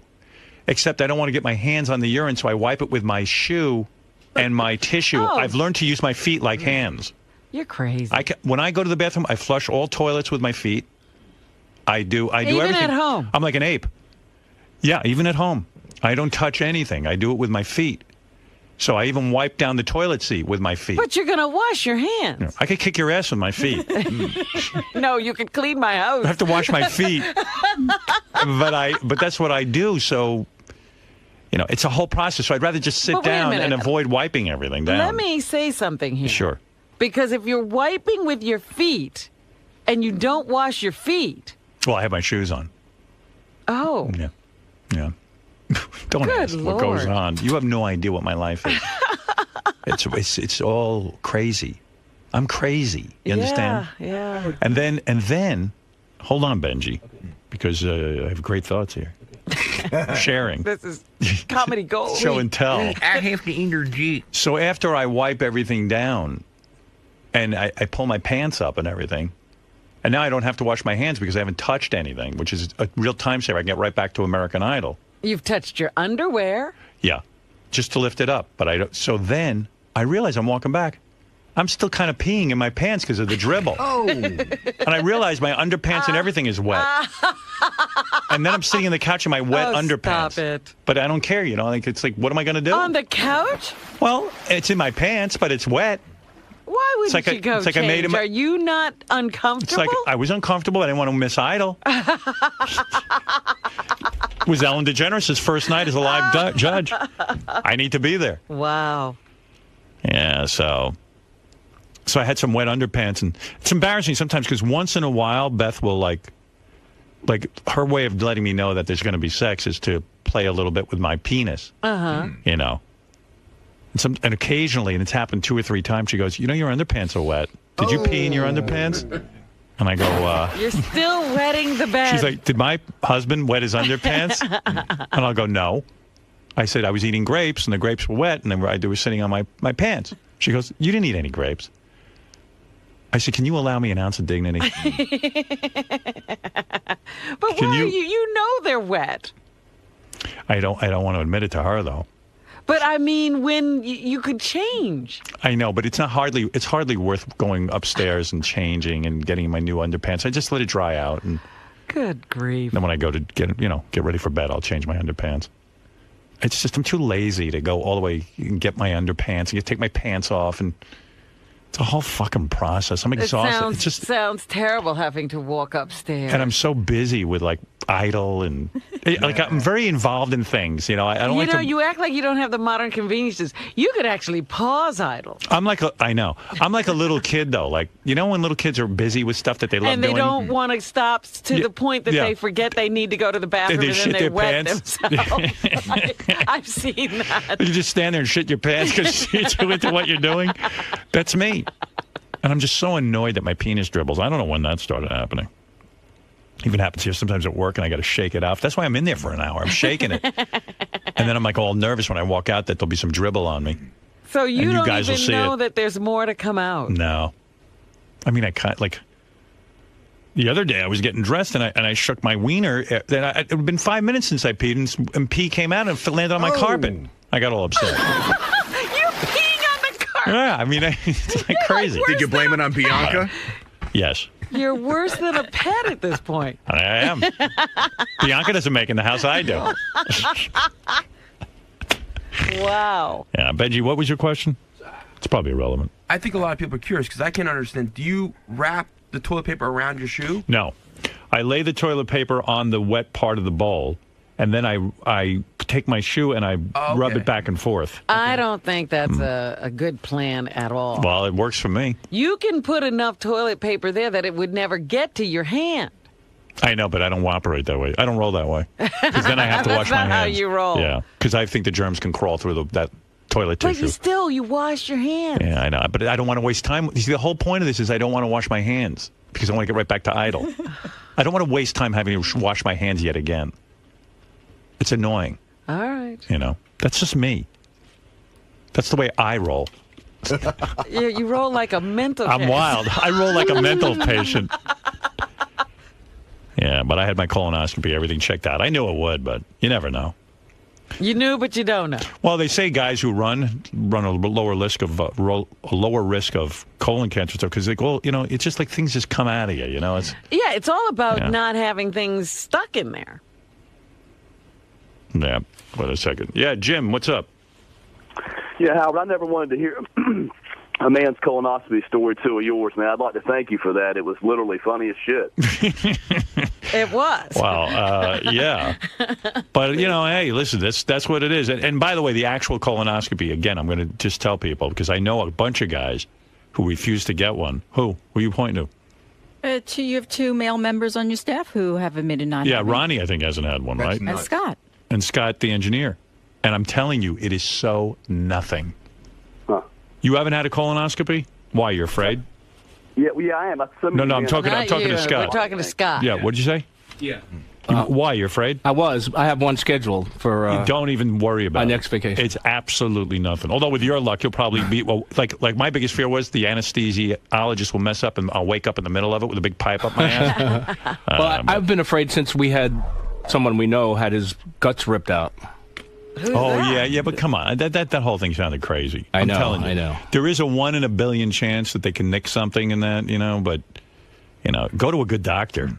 No, I have a good doctor, and I have it scheduled for a couple weeks from now. It's nothing. They do it at the Home Depot. Yeah. Yeah, my wife's scheduled it. Colonoscopies are us. It's wonderful. Actually having 2 tests done at one time, so they're putting me out. And a scope, you know, the... Oh, you got to have your lungs looked at as well? Not the lungs, the stomach. The stomach? No, what's wrong with your stomach? I don't know, acid reflux. Go see Dr. Sarno for that. Oh, really? Yeah, it's all horse shit. Okay. Don't even bother with that. I think I'm pregnant. All right, get out of here. Thank you. Nobody cares. All right. He's going to have pipes in both ends. I'll have a pipe in my stomach and a pipe up my They asshole. could meet It's these the most pipes. most attention I've received in years. Ronnie. What?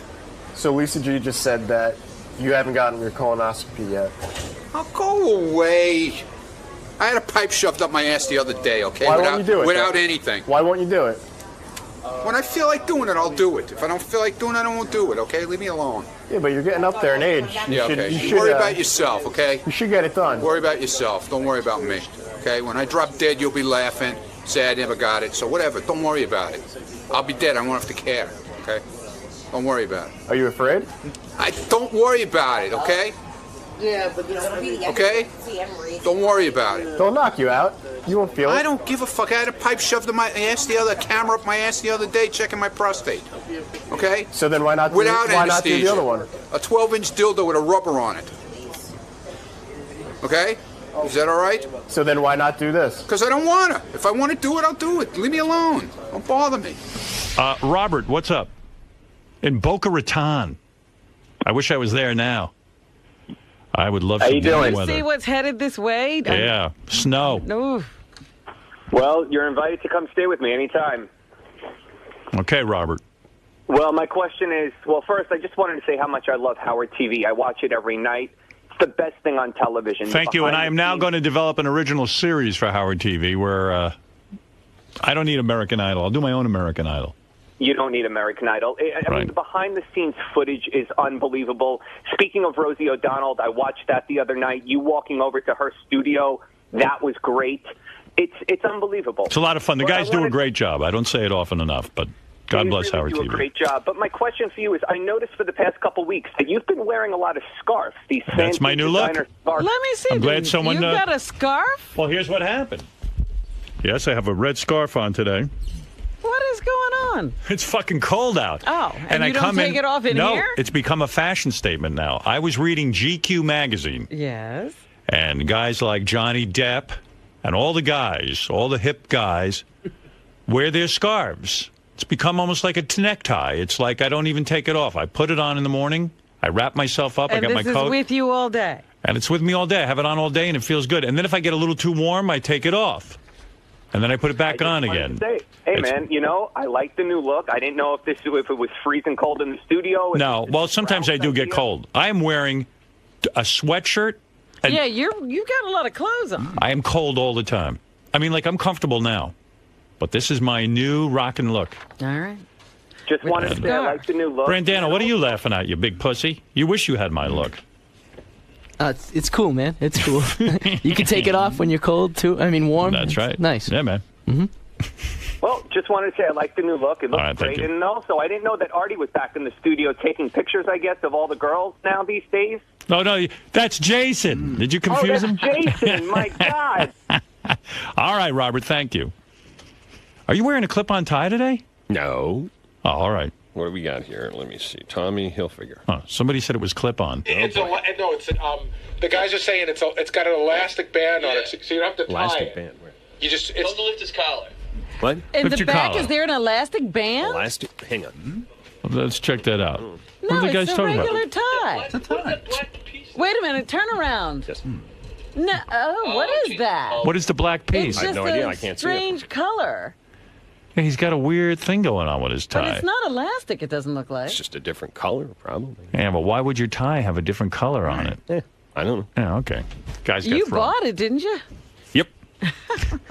I like that look with the collar up. Steve, go ahead. Yeah, but anyway, so I've been wearing a scarf almost every day, and it feels great. Oh, good. I'm I glad like you it. like it. And I got a bunch of different ones, too. I'm all about I was on the... And did you learn to tie your scarf? It ain't hard. I mean, you wrap it around your neck. You don't have to... There's several ways you can do a There scarf. are different ways to lap a scarf. Have you learned? Yeah, any? Ralph showed me a few, actually. Yeah? This is my signature tying of the scarf. And then you can do other things with it. Will you want to demonstrate? Sure. And then when you get fed up, you can hang yourself with your scarf. It's so versatile. Well, you can do this. Yeah, I'll show you. If I can get my headphones off. Hold on. It's hard to do with headphones on, but you can just wear your scarf. If it gets too warm, You could just loop it around your neck. Yeah. I got this thing on. You're encumbered. Yeah, or you could do this. You could do it like this way, you know, like I just had. Right. Right. And then what's the other way? The other way is you could go like this with your scarf. And just keep going around? And hold on. You can't do it with headphones on, but you go like this, and then you pull it down. Oh. See? And you could do that with your scarf. I don't like that way. No, there's different. Well, I can't do it good. Yeah. There's different ways of doing it, and I would like all workers here to wear scarves. That'll be our signature look. I'm getting into this shopping on the internet thing. I heard that this was going on yes, with you. I'm shopping on the internet now. I was on the John Varvatos website last night. What is that? Looking over a nifty leather man purse that might have to replace mine. And then I was looking at some scarves on there, actually. Is I like that them. right? Yeah, little polka dot action, and very into it. We might see some flair. Yeah. Are you gonna continue the scarves through the spring? Right into summer, Robin. I'll wear a scarf and a sarong. See, I read GQ magazine to keep up on fashion and things. And they sometimes try to push you into weird things. It almost reminds me of in Playboy, the Playboy advisor for a while started getting really weird. about sex. Like they were introducing like homosexual stuff into it, like guys sort of sucking each other guys off and this and that's that. not gay? It's so gay. And I went, boy, Playboy Advisor is getting into, not Playboy Advisor, but the Playboy sex thing is getting, like there's a lot of guys sucking each other off. And you know what? They can try to keep introducing that. I don't know what Hef's up to. You're not going for it. I'm not going for it. That's a trend that's going to pass you by. And even in GQ magazine, I noticed, I started doing the scarf thing, and I see they're talking now about scarves and that people do wear them more and more. And it's, you can see, you look around, people wear scarves. But then they said, a guy writes in, he goes, well, I'm thinking I want to wear a sarong. When I go to the beach, I want a beach wraparound. He goes, I really want to wear one. What's the problem? Can I just let my cock and balls hang free in there, or do I have to have a bathing suit on underneath? And I went, look at these guys. They're trying to get men in a dress. And I'm not. I'll wear a scarf. I like my scarf. It keeps me warm. That's as far as you're going? Well, the scarf has function for me. I'm cold all the time, especially around my neck. And this is great. But I'm not getting into a sarong. I mean, come on. They can't push you into that area. No, you're not putting me in a dress. You got me in wearing a purse. But I am not going to the sarong. It's not going to happen. It's just not going to happen. There's a limit. Now it's time to go over to the very articulate John Hine, who hosts the wrap-up show every day at 11 o'clock, or as close as we can get to it. Johnny, go ahead. Howard, when it comes to anal, everyone pales in comparison to porn star Taryn Thomas. Not Robin. Oh, no, I do. I blanch. She was even shocked that you could self-lubricate. Oh, again, there's no such thing as self-lubrication. Well, you did it. You did it. You're selling. That's the whole beauty of your story. Snake oil. Did you have lubrication in San Francisco when you last had anal? I didn't use artificial lubrication, right. No. Natural juices were involved. Anal juices. Don't be embarrassed by that. That's attractive. As long as there's no duty involved. All right, go ahead, God. We'll talk about how Taryn looked and her De Niro-esque commitment to taking on the role of Snooki in her latest film. Why Taryn was so impressed with Robin's natural ability when it comes to anal lube. How Taryn benefits from a supportive family in spite of her dad putting fingers up his own ass and her mom's sphincter being too tight for anal. Why Taryn didn't have a nervous breakdown this time when facing the prospect of kissing JD. And did hearing about Taryn's anal accident scare off people or inspire them to try it the right way? All right, real good. Plus, Howard sings a fuck room song parody and then feels really bad for David Letterman. Well, no, listen, Dave screwed around. He deserves a song parody for that, but I told you, Dave's still my guy. And on Tuesday, during this show, I will agree. Gary, you going to line that up with the CBS Morning Show? I will badmouth and bash Jay on CBS This Morning and defend David Letterman. Go ahead. Did you line that up? I have not lined that up yet. Why not? Well, because I haven't had a chance to talk to you about it yet. What's to talk about? Did I give you the piece of paper? No. Did you? Come here. This guy's like a nut. Here. The CBS Early Morning Show would love Howard Stern on our show next Tuesday morning live to discuss Leno's return to The Tonight Show. As you know, he returns to 11:30 Monday, so it'll be a hot topic Tuesday morning. Who better to discuss this than Howard? Because I'm the only asshole who's willing to talk about Jay Leno. Everyone's so afraid. Why is everyone so afraid of this guy? So you want me to set up a shoot where they're in here live to CBS? Well, yeah, I work. Okay. I can't leave my radio show. No, I got it. I mean, what kind of statement is that? Of course. How can I leave the show? Just want to make sure everything is what you want. What time is Howard on the air? They don't know what time I'm on the air. Boy, I really have lost influence. Well, you're on the air 24 hours a day. I know it's a timing conflict. Just triple checking. Many thanks. And this is the official producer of CBS News, The Early Show. And I will go on and defend Dave and bash Jay right over the fucking head. You look like a slob. Why are you scarfless? Where's your scarf? Where's your Howard Stern Show scarf? Don't even get me started. All right, thank you. I thought Gary was going to start dressing better to get more respect. Well, he keeps switching it up. Yeah. Some days I didn't get dressed up for Tara Thomas. Fucking sue me. Today he doesn't. For Ron Howard, I'll look better. Today he doesn't want any respect. That's right. I don't. Yeah, right. No, I thought it was in general, just so like Scott Greenstein even will look at you differently. I mean, I'm just a little better. I have a nicer pair of shoes on, a nicer pair of jeans on, and then I'll wear a jacket sometimes. All right. Because that T-shirt looks like a dress. Actually, this T-shirt. What do you mean it looks like a dress? It's too long on you. Oh, whatever. And it hangs like a dress. It's shorter than that fucking gay scarf. Talk about it. Johnny Depp wears one. Yeah. Yeah. You ain't no Johnny Depp. And you're a monkey. What? What am I if I'm not Johnny Depp? Well, you should wear a scarf around your face. Oh. By the way, you know what channel we're on, right? It's not, this is an OutQ. It's a Howard Stern channel. Yeah, well, you know what? I'm not the only one who wears a scarf. You know, Barbara Streisand wears a scarf. Right. And she's a hot dude. That's right. She's a big star. You know who's on the phone for you? Steve Langford's wife, it says here, because she's pissed that you didn't invite her to the big party today for the Richard Christie's engagement. And well, I could have extended an Shuley's invitation baby. yesterday, and Steve told me the boat had left the pier. Randy Langford, hi. Hi, Howard. How are you? Good. I just wanted to call in, Robin, and to let you know that I don't mind not being invited to the party. I mean, that is really your choice. But I'm really, really offended that you called me weird. I didn't. That was Jason. Jason said that, and I don't know you, so I thought he must know something. That's exactly right. You don't know me. And someone heard you say that we were weird, and I really, really don't appreciate that. And name one thing that makes me weird. You'd have to ask Jason. I'm telling you what happened. I was going over the guest list. So you don't have anything to name? And no, I was going over the guest list. Well, I can name something weird. Can I name something weird about you? You married Steve. Yes. If you think marrying a man with a huge penis is weird, then yes, I'm weird. Right. But Robin, please, do you even recall meeting me at the Christmas party? No, I don't remember seeing Steve or you. Exactly. Well, we were there, and we spoke. I mean, for you to even say you don't remember when we stood there and spoke for 5 minutes about dieting and nutrition. We did? Yes. Don't you remember?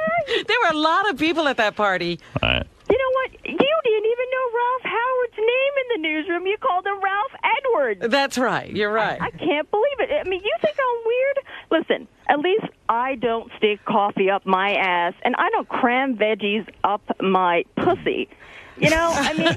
Oh, that's wonderful. I mean, you know, I feel really good for you. Yeah, and I don't... By the way, you realize this is not Steve's wife. Of course not. Right, okay. His wife wouldn't say these things. All right, thank you.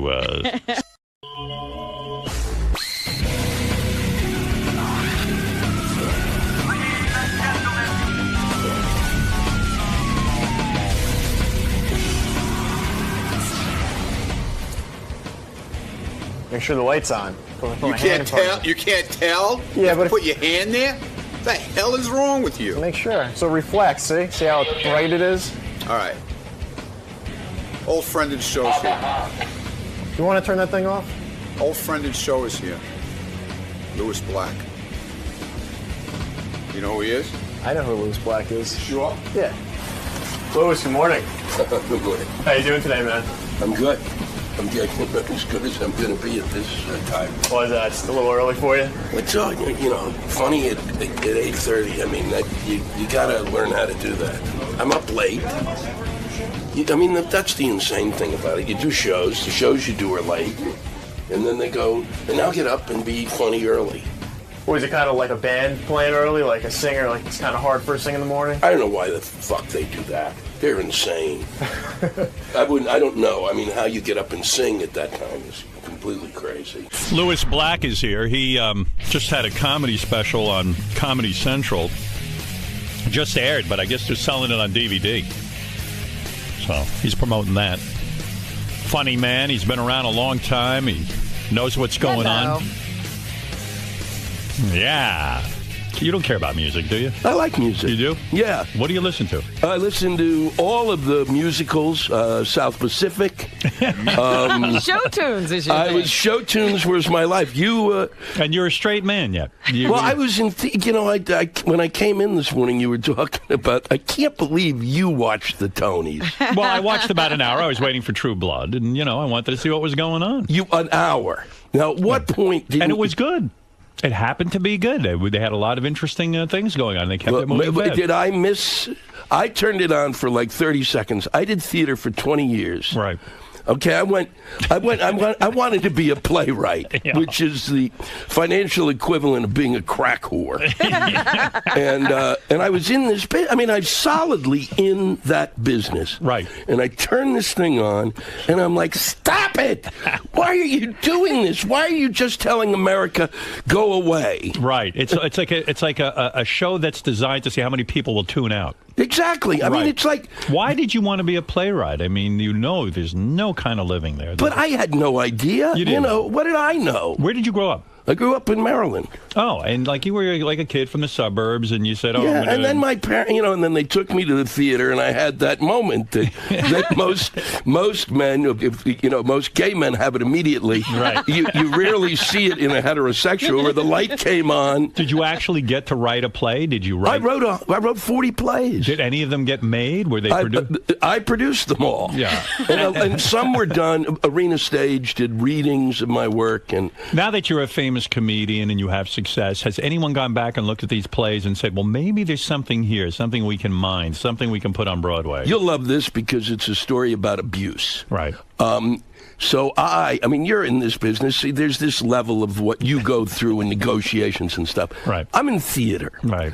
Now, I'm at a point where I'm doing really well as a comic. Now, the theaters get in touch, and they say to me, Louis, we'd really like you to sing. And I know all these pricks. Yeah. We'd really want you to send your plays back to us. Right. So I send the plays back to them, and then they turn them down again. And I didn't. They invited you to be rejected. They invited me. I said, it's like. So you made the right move becoming a stand-up comic. And you did the right thing, because if you had hung on and you had stayed with that dream, you wouldn't even be able to buy a house. If I had stayed with that dream, I would have. It would have been like personally raping myself. It would have been. How old were you when you finally decided to make the switch to stand-up comedy? 40. You were 40? Really? Yeah. So you mean up until the age of 40? I was in a dream world. You're kidding. Maybe that's why I never. That's what's going to happen to Grillo. You're right in a way, because I mean, I hadn't heard of you as a young man. You would think your talent would have come out and you would have been it's really weird. Are you bitter at all? Is it like a Rodney Dangerfield type story in the sense that, Rodney didn't start his stand-up career till he was in his 40s? No, I'm not, because I really kind of liked what I was doing. It's that thing, if you really like what you're doing. You're not bitter. You don't give a shit. But did you have to have other jobs? I mean, No. you were making a living? I was so fucking broke, it was scary. So I would Would women go out with you and stuff, or were they just like, this guy's a pariah? Oh, no, of course they do, but you're the playwright, so see. It's like They wouldn't marry you. It works for it's good for like 3 days, right? And then the romance really goes. What was the most successful play you had? Did anything actually make it to Broadway? No, but something was actually. This is what actually ended up driving me out in part. I had a play that was optioned for Broadway, right? 7 years, meaning they give you $2,500 for the rights of this thing that you put your blood in, and then every year somebody else would turn it down. Carol Burnett turned it down. Mary Tyler Moore turned it down. It went to everybody. Wow. And then I finally... Were your parents very disappointed in you? Like, wow, we had high hopes for you, and here you are. You're this failed playwright. Were you just were you the black sheep of the family? No, my parents are nuts. They were actually very supportive of it in a perverted way. I think and my brother had been successful, and was doing. Was it embarrassing though when you would go home to like a family reunion of Thanksgiving and your brother's the success? Oh no, because I could borrow money from him. Yeah, so he was supporting my habit. Wow, everybody was an enabler of this horrible career. But my mother was always like, my mother in part was, it was if you're not gonna be a doctor. At least marry a doctor, right? And then when I didn't marry a doctor, she kept saying, "Go into the healthcare industry." This is 20 years ago. There's like $1 billion coming down the pike, right? No, so she ended up. She would kind of on a perverted level. She was upset what I was doing, but if other people around her friends and stuff would make a comment about what I was doing, she's going, they don't know shit.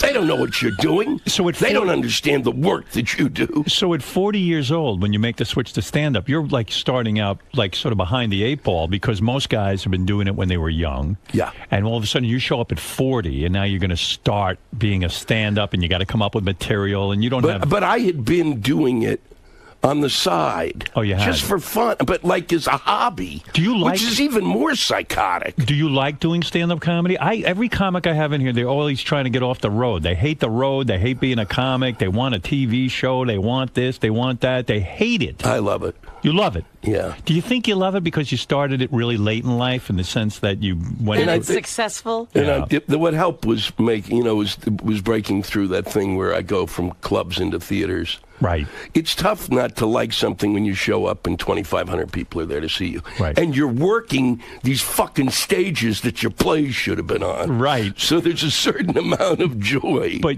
how many dates a year will you be out on the road? About 150. 150 days out of the year. So you're never home. I'm home it's not so bad. I'm home 3 or 4 days and gone 3 days. Where do you live, in L.A. or New York? No, who the fuck can live there?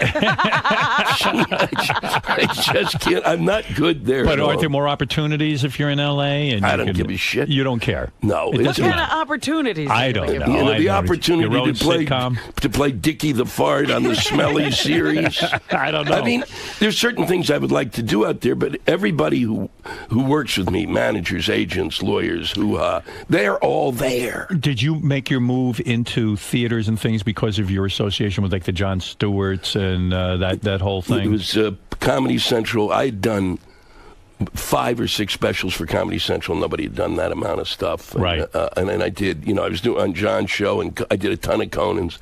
And then we toured.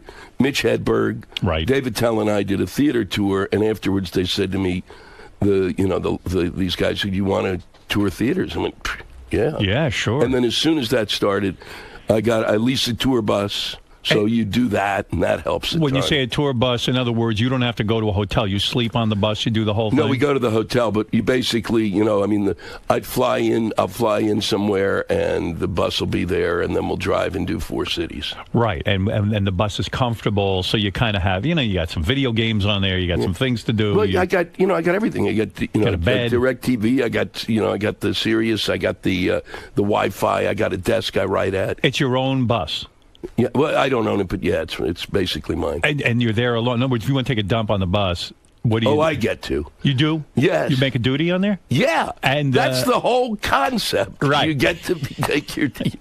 Who cleans that out, actually? That's what I want to know. There's somebody somewhere. You don't even know. I don't even want to think about it, but... So it's different, though. A comedian, you're pretty much alone in this big bus. No, I've got a tour manager. Uh-huh. And a merch person. Yeah. And Look at you. A merch and person. a guy who does sound. And the merch person now is, and I've got to ask this, was someone who, when you guys were in Washington, was one of your big backers and a friend, Lenny Hughes.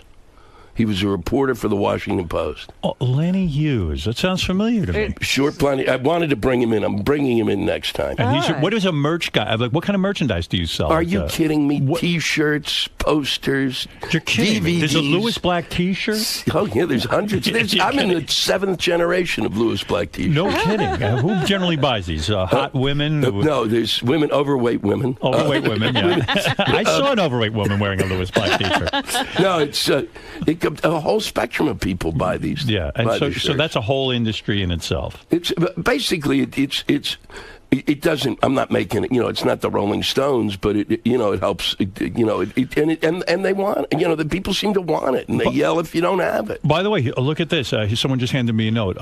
The guy who cleans the toilets on your tour bus is an unemployed playwright. That's what he does for his side business. I can't even believe it. So, but you go out, you do the tour. Yeah. And you're probably talking about what's topical, right? Of course. So you constantly write new material. Yeah. You're a very topical guy. You'll open up a newspaper and what? Jokes just come to you. It's that easy. It is. You know how easy it is. You open the paper, parents send, and before you even know the information, girl, the boat capsizes, 16-year-old girl in the boat. You have no information. It's all you've got. Right. And my first thought is, who gives a shit? Let her die? Well, are you fucking kidding me? You got a 16-year-old girl who says, I'm going to go sail around the world, and nobody stops her. Right. It's crazy, right? And the father is looking for a reality show. Well, and then I thought, it was unbelievable. She's sailing around the world. My mother wouldn't let me out the door to go to Woodstock. Are you kidding me? It's the truth. But that whole reality show, it's spawning a lot of problems. Somebody's got to just put a kibosh on this thing. Parents are making their kids do dangerous things for reality shows. It made me pine for having children, though, because I thought then maybe if I had children when I was younger and was born now, right, then I wouldn't have to have done this shit and gone through the playwriting thing. I could have fucked them up. Are you sad you never had kids? Do you think the playwright thing is the reason it kind of delayed your growth? Oh, it really, yeah. You never married because you weren't making a good living? Oh, yeah, no, that whole concept of, God will provide, fuck you. But are you happy? When people say, oh, don't worry, God will provide. Well, that's how Walmarts were built. Yeah. Billions of people going, oh, yeah, no, it'll work out. Let's go buy 600 pounds of soybeans. I have so many friends. We have a guy who used to intern for us. He's about 38 years old. He was on his way to be an electrician. We know he's having trouble, but he wants to be an actor, so he gave up the electrician thing. There are a lot of people who don't realize their dreams. Is that what you're saying? Yeah. It doesn't always work out. Yeah. You're one of the lucky ones. I'm extremely lucky. Yeah. But because it's an accident of time and where you are and that whole thing of you just got to keep doing it. Are you sick about this spill, the BP? I am sick over it. I don't know what to do about it. There's nothing to do. I'm not an expert in this field, even though they started calling movie directors. But, your head can't even get around it. You kind of go through Haiti. Yeah. And that's more than you can bear. And then but Haiti, you can build it. Who do we blame? I blame, now the original I said this on the air. A lot of people wrote me letters saying I was right on, but some people told me I was crazy. Okay. The original the original Bush, the first President Bush, he made it so they capped it could only pay $75 million if you're an oil company if something catastrophic happened. Right. $75 million, that's your penalty. Yeah. Now, to them, that's like 10 cents. Yeah, because they make billions and billions and billions of dollars, right? Mm-hmm. And then it got even more laissez-faire. Everyone started saying, well, the government shouldn't interfere. These guys have to go out after all and lay out some money, and they have to find oil and all this and the other thing. And then the other day, somebody was blaming Dick Cheney. I didn't even catch why it was Dick Cheney. Do you understand why Dick Cheney is to blame? Well, no, he's not. I don't know how much he is to blame. Who is to blame? Well, I had heard the rumor because we don't get information anymore. In order to get information, this, you wake up in the morning, you start looking at 400 things, and you go, well, this is Dick Cheney. I heard there was a $400,000 piece of equipment that should have been put on this thing, and they went, nah. Dick Cheney went, nah. And Halliburton, his crew, is the one who put the cement on. And I think Halliburton, anytime, that's got to stop. When they apply for something, you go, no, fuck you, no. Because everything you've been involved in has been, you're either stealing us blind, or you don't know what you're doing. And yet we keep seeming to go to this Halliburton. Every time there's a catastrophe, Halliburton's been there. There was something that it was we have to have Halliburton. They're the only ones who can do it. Yeah, that was the war. The war, and they're the only ones who make cement. Yeah. They're the only ones left who make cement. They bought every cement company in America. For a while. And then they had this, and then they got another group, and I can't remember the name. When I did the USO tour twice, and the guy serving food, there's like a spin-off of Halliburton, and I can't think of damn it, I can't think of the name because I'm like a stroke victim now. So they, all of the guys, the Army doesn't serve its own food anymore. There's a group of people making a profit, and they've got like these people from like Slovenia and Bacchus, and they're sitting there throwing the grub out, and these fuckers, have hired Halliburton's subsidiary, has hired them, pays them 20 cents, and shows them pictures of good teeth as if someday you'll have a dentist, and they just fuck them. And then for a while it was like Halliburton was providing even the soldiers who go over and fight the war. Security guys. Yeah, right. Oh, yeah, everything. They were a full-service agency. You're right. Why don't we just say no to Halliburton? I think all our problems would be solved. That's the start. Yeah. And then I think, too, the one thing that we could, it's just at this point, don't we learn the lesson of, we seem to only learn things after. Right.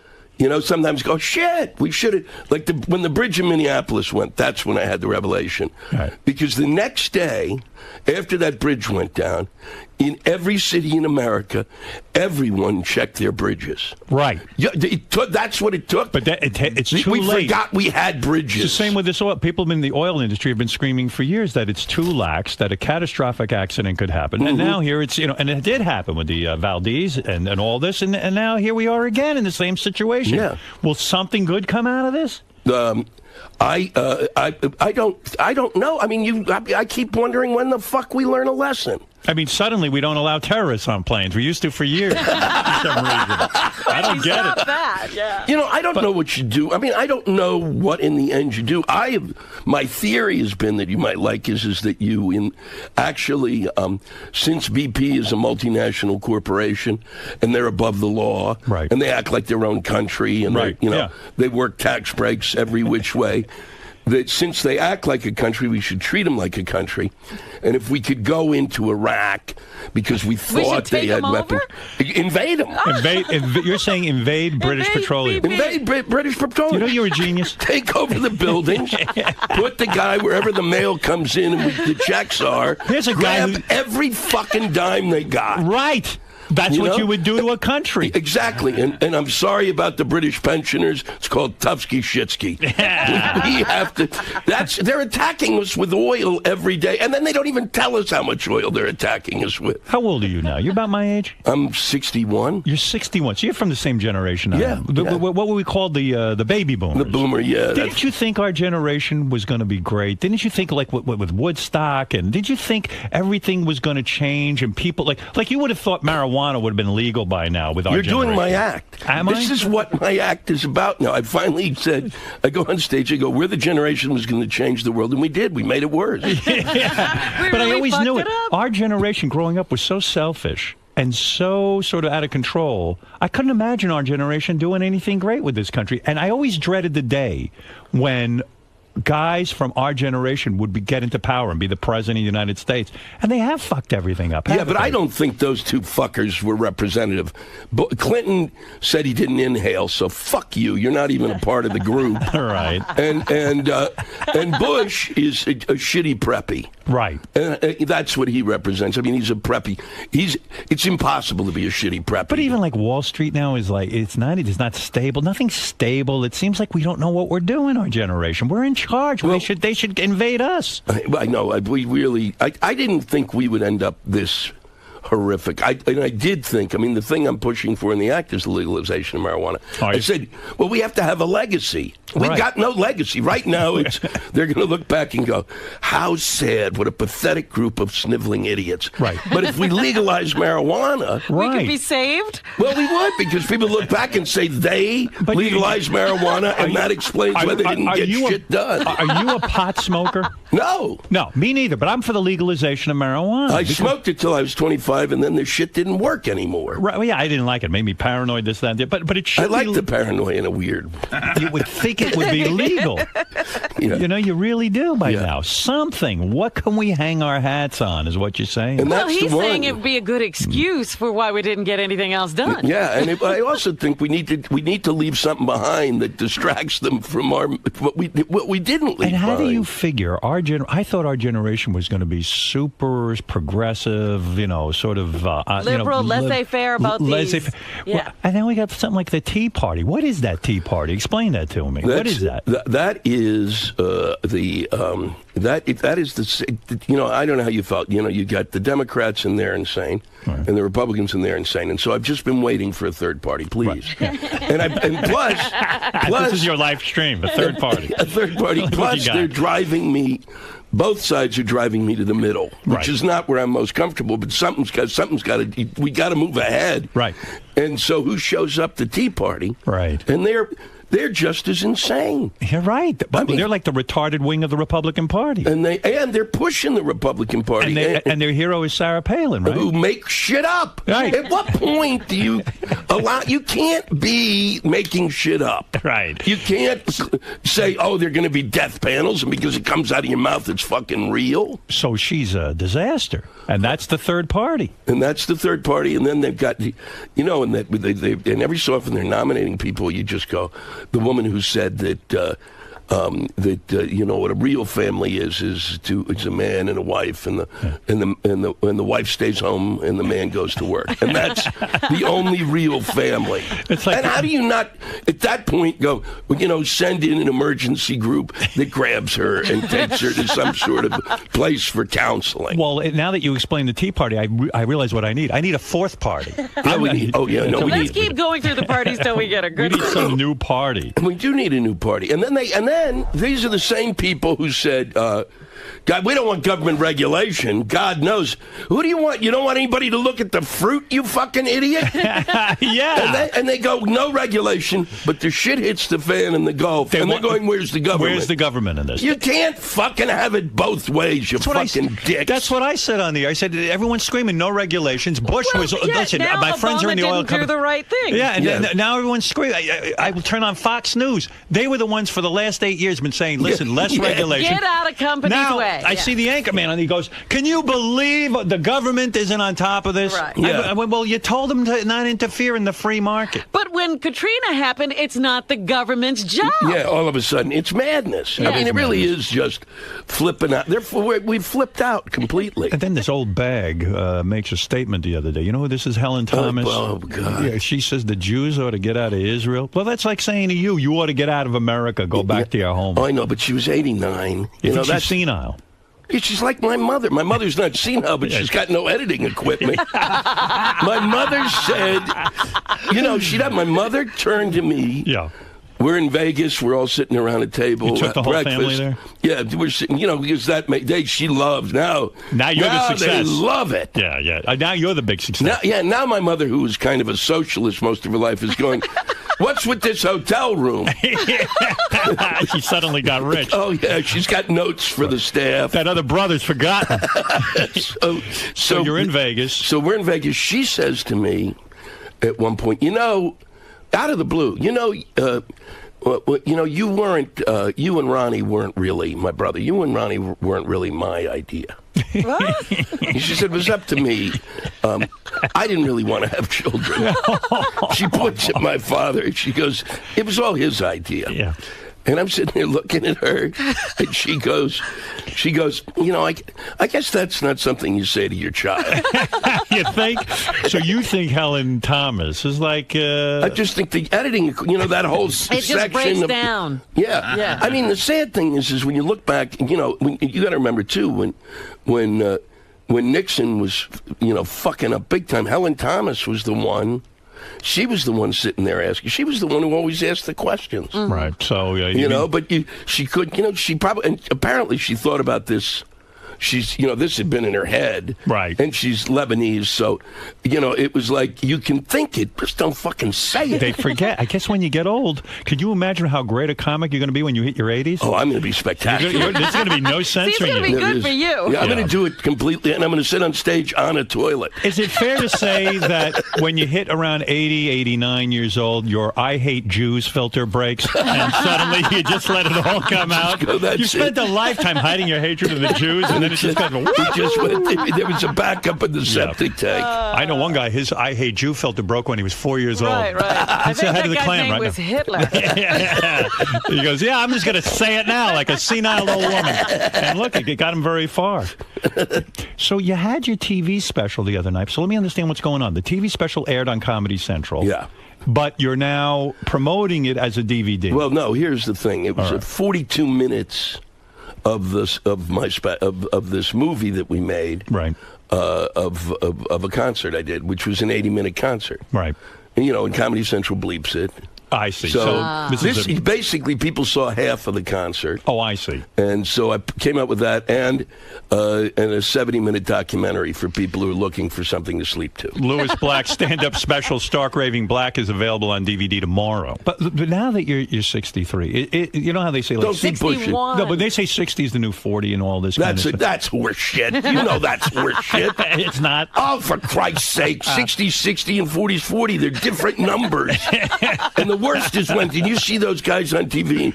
I'm in my 60s now, and I've never felt better. You're fucking insane. Did you have polio as a child? Were you in an iron lung until you were 18? It's crazy, right? What do you think? You never felt better. You know, I wish I knew now. You can't apply what you know now, douchebag. You can't go back in time. It doesn't work. Oh my God. Well, you're a smart comedian. You know what I mean? And it's great when you see guys having success who, are kind of lowbrow, base kind of. Do you sit there and like kind of turn, like when you go to these places and you perform, and let's say it's not a theater, let's say it's a couple of guys on the act. Are there performers who you just fucking can't stand? Or you just like, this shit is bullshit. How is this guy successful? Well, no, because it depends on it. I mean, certain people, there's certain things, but I mean, most of the time, if they did the work, I don't give a shit. Like there's always been this hoo-ha about Larry the Cable Guy. Well, I've known him since he was Dan Whitney, and he opened for me, and he was horrific. Right. Like 20 years ago. He was horrific. But he came on as Larry, and then he started to do these, go on radio stations, but he would call every radio station every morning, and every time I was on the radio, he'd be coming on later, and he did all the work you have to do. It's hard to really go, piss on somebody who's done all the work. Is he still horrific, or has he gotten better? Oh, he's funny in a horrific way. It's hard to understand. Well, you both do different things. But they're, to me, what's upsetting is these guys like Dom Irera, who's a great comic. I mean, just a great comic. Funny guy. And if in the time of like when Sullivan was on, would have been kind of an icon. Yeah. Right. It doesn't get the due. That's where I get upset. Not that others get their due, but the people who really should get the due don't. I know. And what can you do, really? I mean, I guess when you have an opportunity, you promote guys like that, and you do that kind of thing. Yeah. Yeah. No, it's a tough business. It really is. And I look at it, and you've paid your dues. I mean, I read somewhere like a couple of years ago, you got hit in the head with a bottle on stage. Yeah, it was in Bonnaroo. And, Bonnaroo. It was a music festival. It was a music festival. And they now have that's got to be hard to be the comic at a music festival. Well, except they have a comedy tent, but the guys in Government Mule asked me to join them. They were, all these people were sitting in, and they wanted me to. Here's the bit. It's that they're going to be playing an instrumental. I'll come on stage. Then they'd ask me to sing, and they're playing an instrumental, and I get upset that they're playing. You fucking, there are no lyrics to this, so I go off on them. And then within 30 seconds, this giant water bottle, not with water in it, comes and hits me right in the head. And I explode, and all the guys jump up, and I went completely apeshit. You started yelling at the audience? Yeah, and the only thing... What do you say to the audience? I said, you fucking assholes, you come out here to the middle of the goddamn...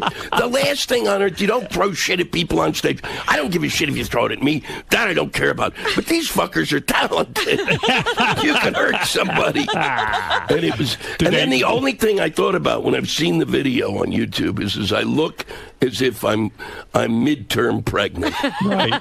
That's just what really pisses me off. Not the water bottle. Because you're such an original, do you find that other comedians steal your material? Now, I've always heard this about stand-up comedy. People go nuts from this. Yeah. That this one's accusing that one of stealing. This one accuses that one. And is it really going on? Like, do you go in a club and then see your act somewhere else? No, I don't really. That rarely happens with me because I don't really write punchlines. You don't? How do you work? Do you sit at home? You don't write? You don't sit and write? I don't write. I do everything on stage. I go up on stage. Explain that to me. I don't understand. It's the same thing you do. You sit down and you start talking. Do you write this down? No, I don't write it down. What, this shit? How would I write this down? But wait a second. You've got to have something in your... I mean, there's certain things that you... There are things I know I'm going to talk about. Yes. But if you saw my... It's just a list. It'll be like BP, regulation... I mean, I just write little things down. And there's no joke. There's no punch. But there is. When I stand on stage, that's when I start to shape the material. And I'll start talking about it, and then I'll find out what's really fun. I'll have like one or two lines. Now, that seems very brave. I mean, you could tank. I mean, you could have a night where you're not, at least if you have a set act, then you can't really tank. You've tested it, you've worked it. But, I mean, what happens is that I've kind of developed it to the point where I have my set, and then... Like this thing that just came, what just came on was it was my tour last year. That's what is the DVD is. So that I finished in August, and then as soon as that was done, I took a piece of it out and plugged in another piece, and then I started working on another piece, and then I finished that piece and plug in another piece and start working on that piece. How did Jon Stewart figure out how to use you? I mean, how did he like? I was there before him. I was the first one there. At Comedy Central on that show? Yeah. Oh, no kidding. I was one of the first people. I'm the last of the originals. Who were the originals on that show? It was A. Whitney Brown. Right. What's his name? God, the blonde-haired guy who was doing the Craig Kilborn. Yeah, right. That's right. I forgot he was on that show. Liz Winstead was producing it, and did some stuff on it, and it was just a few. It was these. So Comedy Central's like been a blessing to you. I mean, yeah. They don't know what to do with me, but they've been a blessing. Yeah. How many shows have you done for them? I've done seven specials, The Daily Show, and then I did this show, Root of All Evil, which we did it and it went well, and then they put it on in the summer. Because Gary told me you had like 15 development deals with them for sitcoms. I've had 15 development deals. It's you want to hear the best? Yeah, go ahead. This you'll love. This is David Kelly, a great writer. Yeah, calls and. My agents, and I get my agents call and say, David Kelly is working on a pilot for you. And I go, because these guys in L.A., I think they are so fucking live in dreamland. It's like, yeah, right, David Kelly's writing. When that happens, why don't you call me? Don't you guys just make shit up? They do. They do. Yeah. So then David Kelly is going to meet me after this show. David Kelly's had a million hit shows, right? Yeah. I mean, he's written Ally McBeal, Boston Legal, Picket Fences. So The Practice. So you're like, this is bullshit. He's not writing anything. He's not writing anything for me. Right. I'd met him once at the Emmys, and he had said, boy, I'd like to work with you someday. Right. And so then he shows up at a show, and he says, I'm working on a piece for you. Then 2 weeks later, they send me the script. Yeah. And it's a great script. Go ahead. And what's the problem? And then they fly me out to have a conversation, and he says, I don't have the clout I used to have. I don't know if I can get this on the air. I just know I really want you to do it, and it's about the best thing that's ever been written for me. And I go, wow, okay. And then I leave, and then literally the next day, Leno. The whole Leno Conan thing explodes. Right. NBC now needs product. Right. They go into they have a bidding war with Fox. NBC wins, and at that point I cocked a pistol because it's really NBC has won. These fucking morons, couldn't he have gone to Fox? There's a fighting chance at Fox. Right. We know these guys are idiots. Right, those guys really, at NBC how really. do you fucking move Leno out? Yeah. How fucking what planet? Yeah, right. Everybody knew it. Monkeys in the zoo spelled out Leno in their faces. It's unbelievable that they would do that. And then they give $44 million or $39 million to Conan, rightfully so. Right. So I'm looking at this, and I go, okay. And then they start to do negotiations with me. Now, it's Monday, and my agents ask for X amount of money. Sure. I got to move. It's all, basically, the show is totally written because of me. Right. It's all built around me. I mean, every fucking scene. It's more work than a human should do. Right. I'm going to go from 70 minutes a day to a fucking 12-hour, shoot. I'm going to weigh 300 pounds by the time this is over. And they're all going, if it's a hit. And I'm going, if it's a hit, we're really fucked. You don't want to do all this work. It's a ton of work, but I really want. But it's really exciting. But you have to pay me X. If I'm going to move from New York City, where I finally bought an apartment, I finally have a place after fucking killing myself most of my life, and I like it. And I go home and I go, oh, I have a home. Wow. Right. This is exciting. You're successful. And now you're gonna. When I finally move in, now you're gonna move me somewhere else, like an itinerant. Right. So I go to. We just go. Here's what Lewis wants. Let's not negotiate. He's got to get his shit together and get out there and work on this. Right. Well, 2 days later, the lawyers come back and offer me half what I want. So it's like, okay, half. And then they have negotiations, and they keep going. Now, Friday, they want me to leave on Saturday to go to NBC on Monday. Right. And at that point, they still don't come through. And now they've given me the whole week to think about what a piece of shit I'm going to be treated like unless it's a hit. Yeah, but they don't understand. You love your life on the road. Yeah. You love you make great money. Yeah. It's not like you're dying to have a sitcom. Exactly. Right. And this is more than the half hour. This is an hour with a lot of cameras and people, important things. And it could be over in a week. Yeah, exactly. You're right. So I went when they got to the end of it, I said, no, you know what I wanted? Right. I'm not going to, because I finally went, no, I don't. And I called David up. I said, I really want to work with you, but I don't want to be treated like this. And that's the way, and you can deal with it, and I can't. And I wish you all the success. He said, come on out. I want to put you on tape, and let's just work together because I want to show these guys that it's your show. Right. So I go out, and we work together, and that's phenomenal. Right. But I sat in the room, and as we were doing it, I said, do you realize, no matter what happens, this is as good as it's going to be? Yeah, right. This is the moment when what it's was great. the show, anyway? It was about a lawyer who leaves a patent law firm and basically moves into a kind of a storefront law thing and starts dealing with and it's called Kindred's, this group of people. Yeah, and that was the end. So no show. So no show. He said, I can't get this. He wanted an actress in like a smaller role, right? And he didn't have the clout to get the actress in the smaller role. Wow. And to his, I have to say, he's so much a gentleman. It's extraordinary. He calls me up. He goes, I couldn't do this. And he said, and I hate the fact that I got you all excited about this gig. And I can't get it done. And I said, it doesn't matter. We had a great day.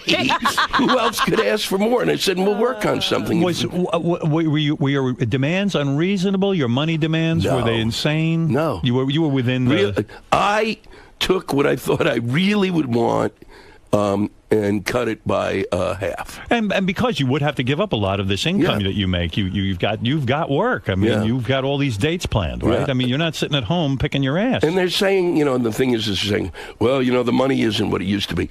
You just gave Conan $39 million, okay? Yeah, where'd you get that from? Wait another week to lie to me. Yeah. Well, not only were they, and as you point out, you're negotiating with the guys who made that bonehead move. They took the number one guy and put another guy in. So who knows what I'd be? And then to end the story, which is what's wonderful, since NBC wanted a star, right?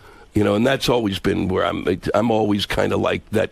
I'm in the next tier, which is fine. Right. It's just enough celebrity that it's fun. Right.